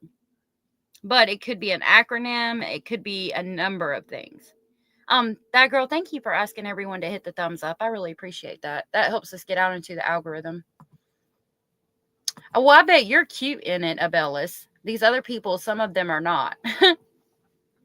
That last charge I mentioned, i.e. count 3 in his indictment, transportation to engage in prostitution, well, Diddy's lawyers are wanting that charge thrown out, citing it's from a racist law. Just days before Anthony Rico filed a motion to withdraw from Diddy's counsel, Diddy's lawyers filed a motion to dismiss that charge because they argue no white person has ever been the target of a remotely similar prosecution. So that charge is known as the Mann Act, which was previously named by Congress as the White Slave Traffic Act, which made it illegal to transport people across state or international lines for the purpose of prostitution. Here's the thing. Diddy's lawyer says the law has a history of racial bias. Diddy's defense seems to be gearing up toward his alleged criminal conduct wasn't criminal. It was his personal business of what was going on in his bedrooms or hotels or wherever the freak-offs occurred. So I agree, Fawny.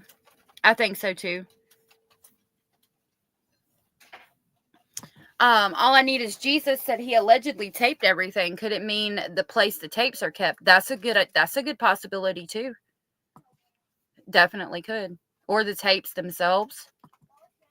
So they're saying that count 3 wasn't transportation to engage in prostitution, but was just him using escorts, male escorts at that, to bring in as a third with his girlfriends. Whereas the government's theory of the case is Diddy used force, fraud, and coercion to make his alleged victims have sex against their will in his freak-offs. Look at that right there, pizza. That he recorded for his own pleasure. Now, Diddy pleaded not guilty to all his charges, hence why the case is going to trial. And that trial is set for less than 3 months from now, in early May. Now, despite being locked up for 5 months, Diddy's case continues to make headlines, not just from the federal trial, but also the dozens of civil lawsuits he still faces. But Diddy scored some wins behind bars.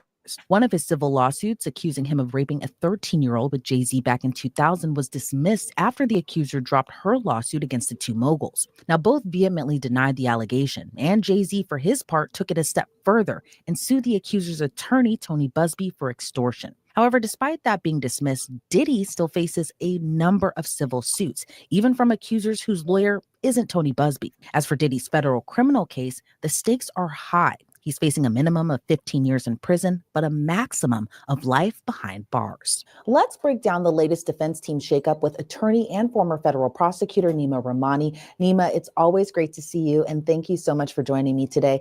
What's your reaction to Anthony Rico saying he's quitting the defense team, and how significant is it, being that Diddy's 3 months away from trial? Elizabeth, it is significant, and it's tough to know the reason why. It could be any number of possibilities. Sometimes it's when the lawyer hasn't been paid, but we know obviously Diddy doesn't have that problem. He's got plenty of money.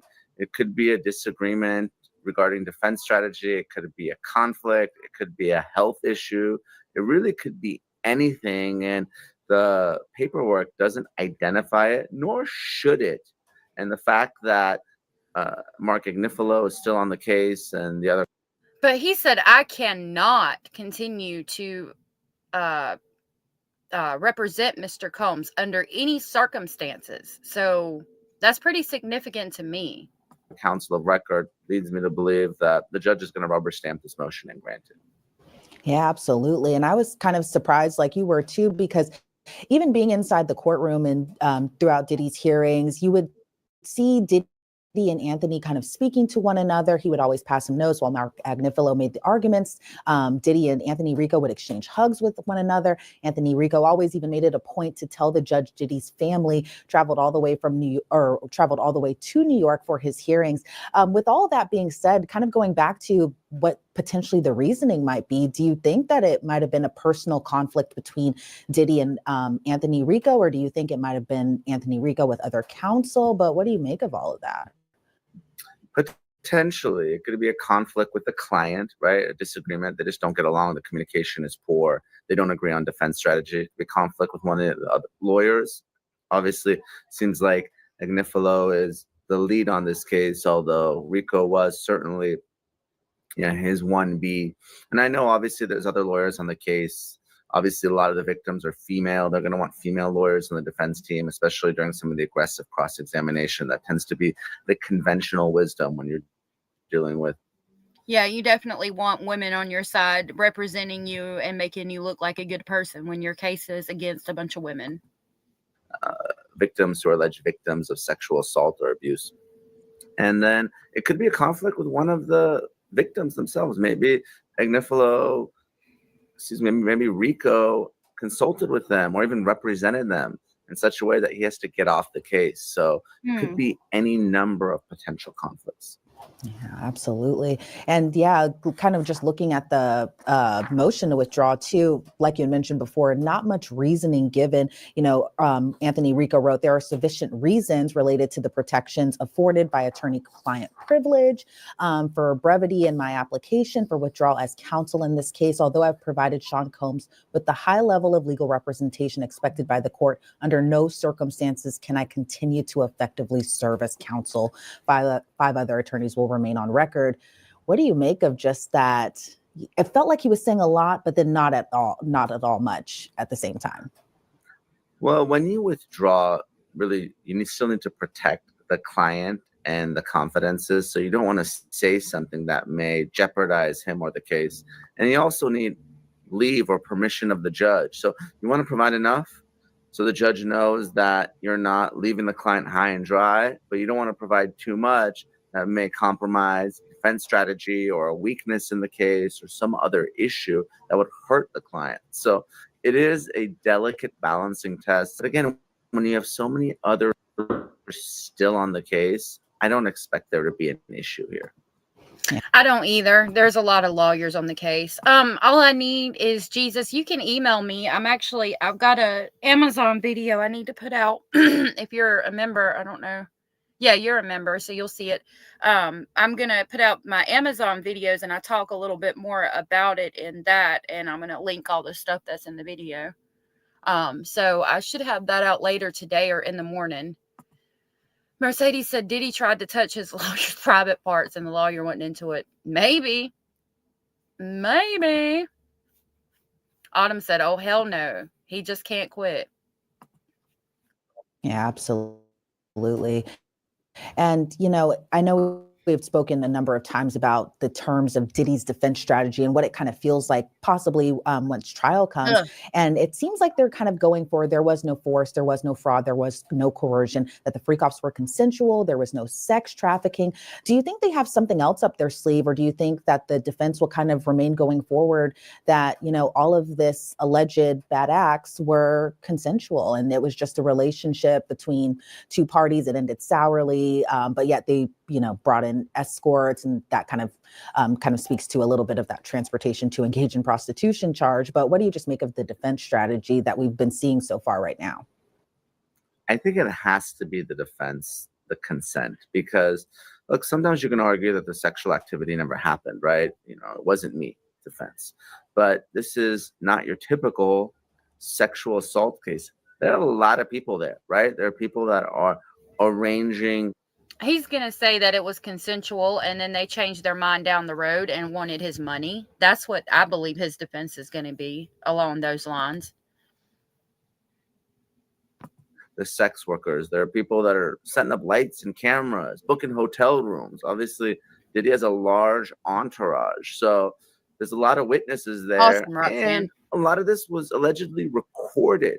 So I think it's going to be very difficult to argue that it wasn't me. So you have to argue that it was consensual. And we've talked about the line that separates sex trafficking from consensual sex. It's that force, fraud, or coercion. So I fully expect the defense to be, this was all consensual. These are all people who are trying to shake Diddy down for money. This is all extortion. That's why they're pursuing these claims. They're just piling on.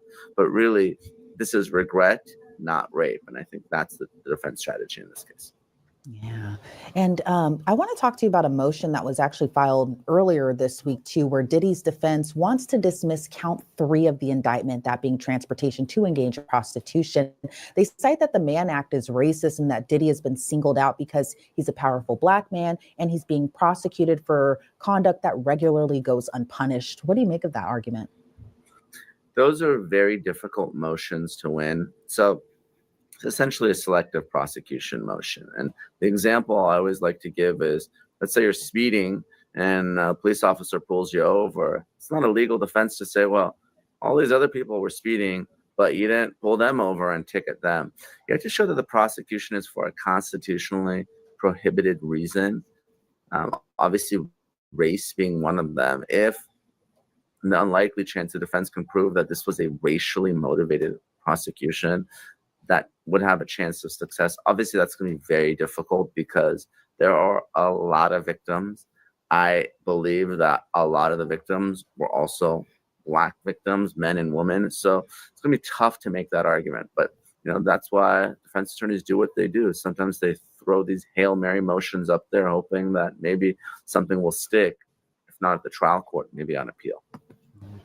And we've seen that in the Stearns case. I'm going to leave that there for today and probably call it a day because I do have a lot of other things to do.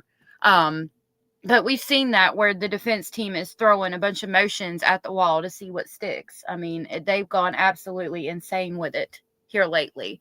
And I need to get another video out reading those documents for you guys. There is so much metadata, Autumn. And I agree that he is cooked. Oh, I don't have any psilocybin mushrooms, unfortunately. You can get the spores online and try to grow them yourself, and I've tried to do that. I did not have much luck though. Some places it's legal and they're doing like they're using them for depression and things like that. So I would look into that, see maybe how far away that could be from you. Or if they're going to pass laws anytime soon, making it legal in all states. I know in like Colorado or somewhere around there, it's legal. I appreciate you all being here today. Thank you so very much for all your support, your love, your kindness. You guys are awesome. I really enjoyed the chat today. I really enjoyed talking about everything we talked about. Yeah, I'm in NC. It's not legal here yet. I really enjoyed talking about the things that we talked about and journeying down those roads with you guys today. They do. Some of them are supposed to grow wild here, but I've never seen them.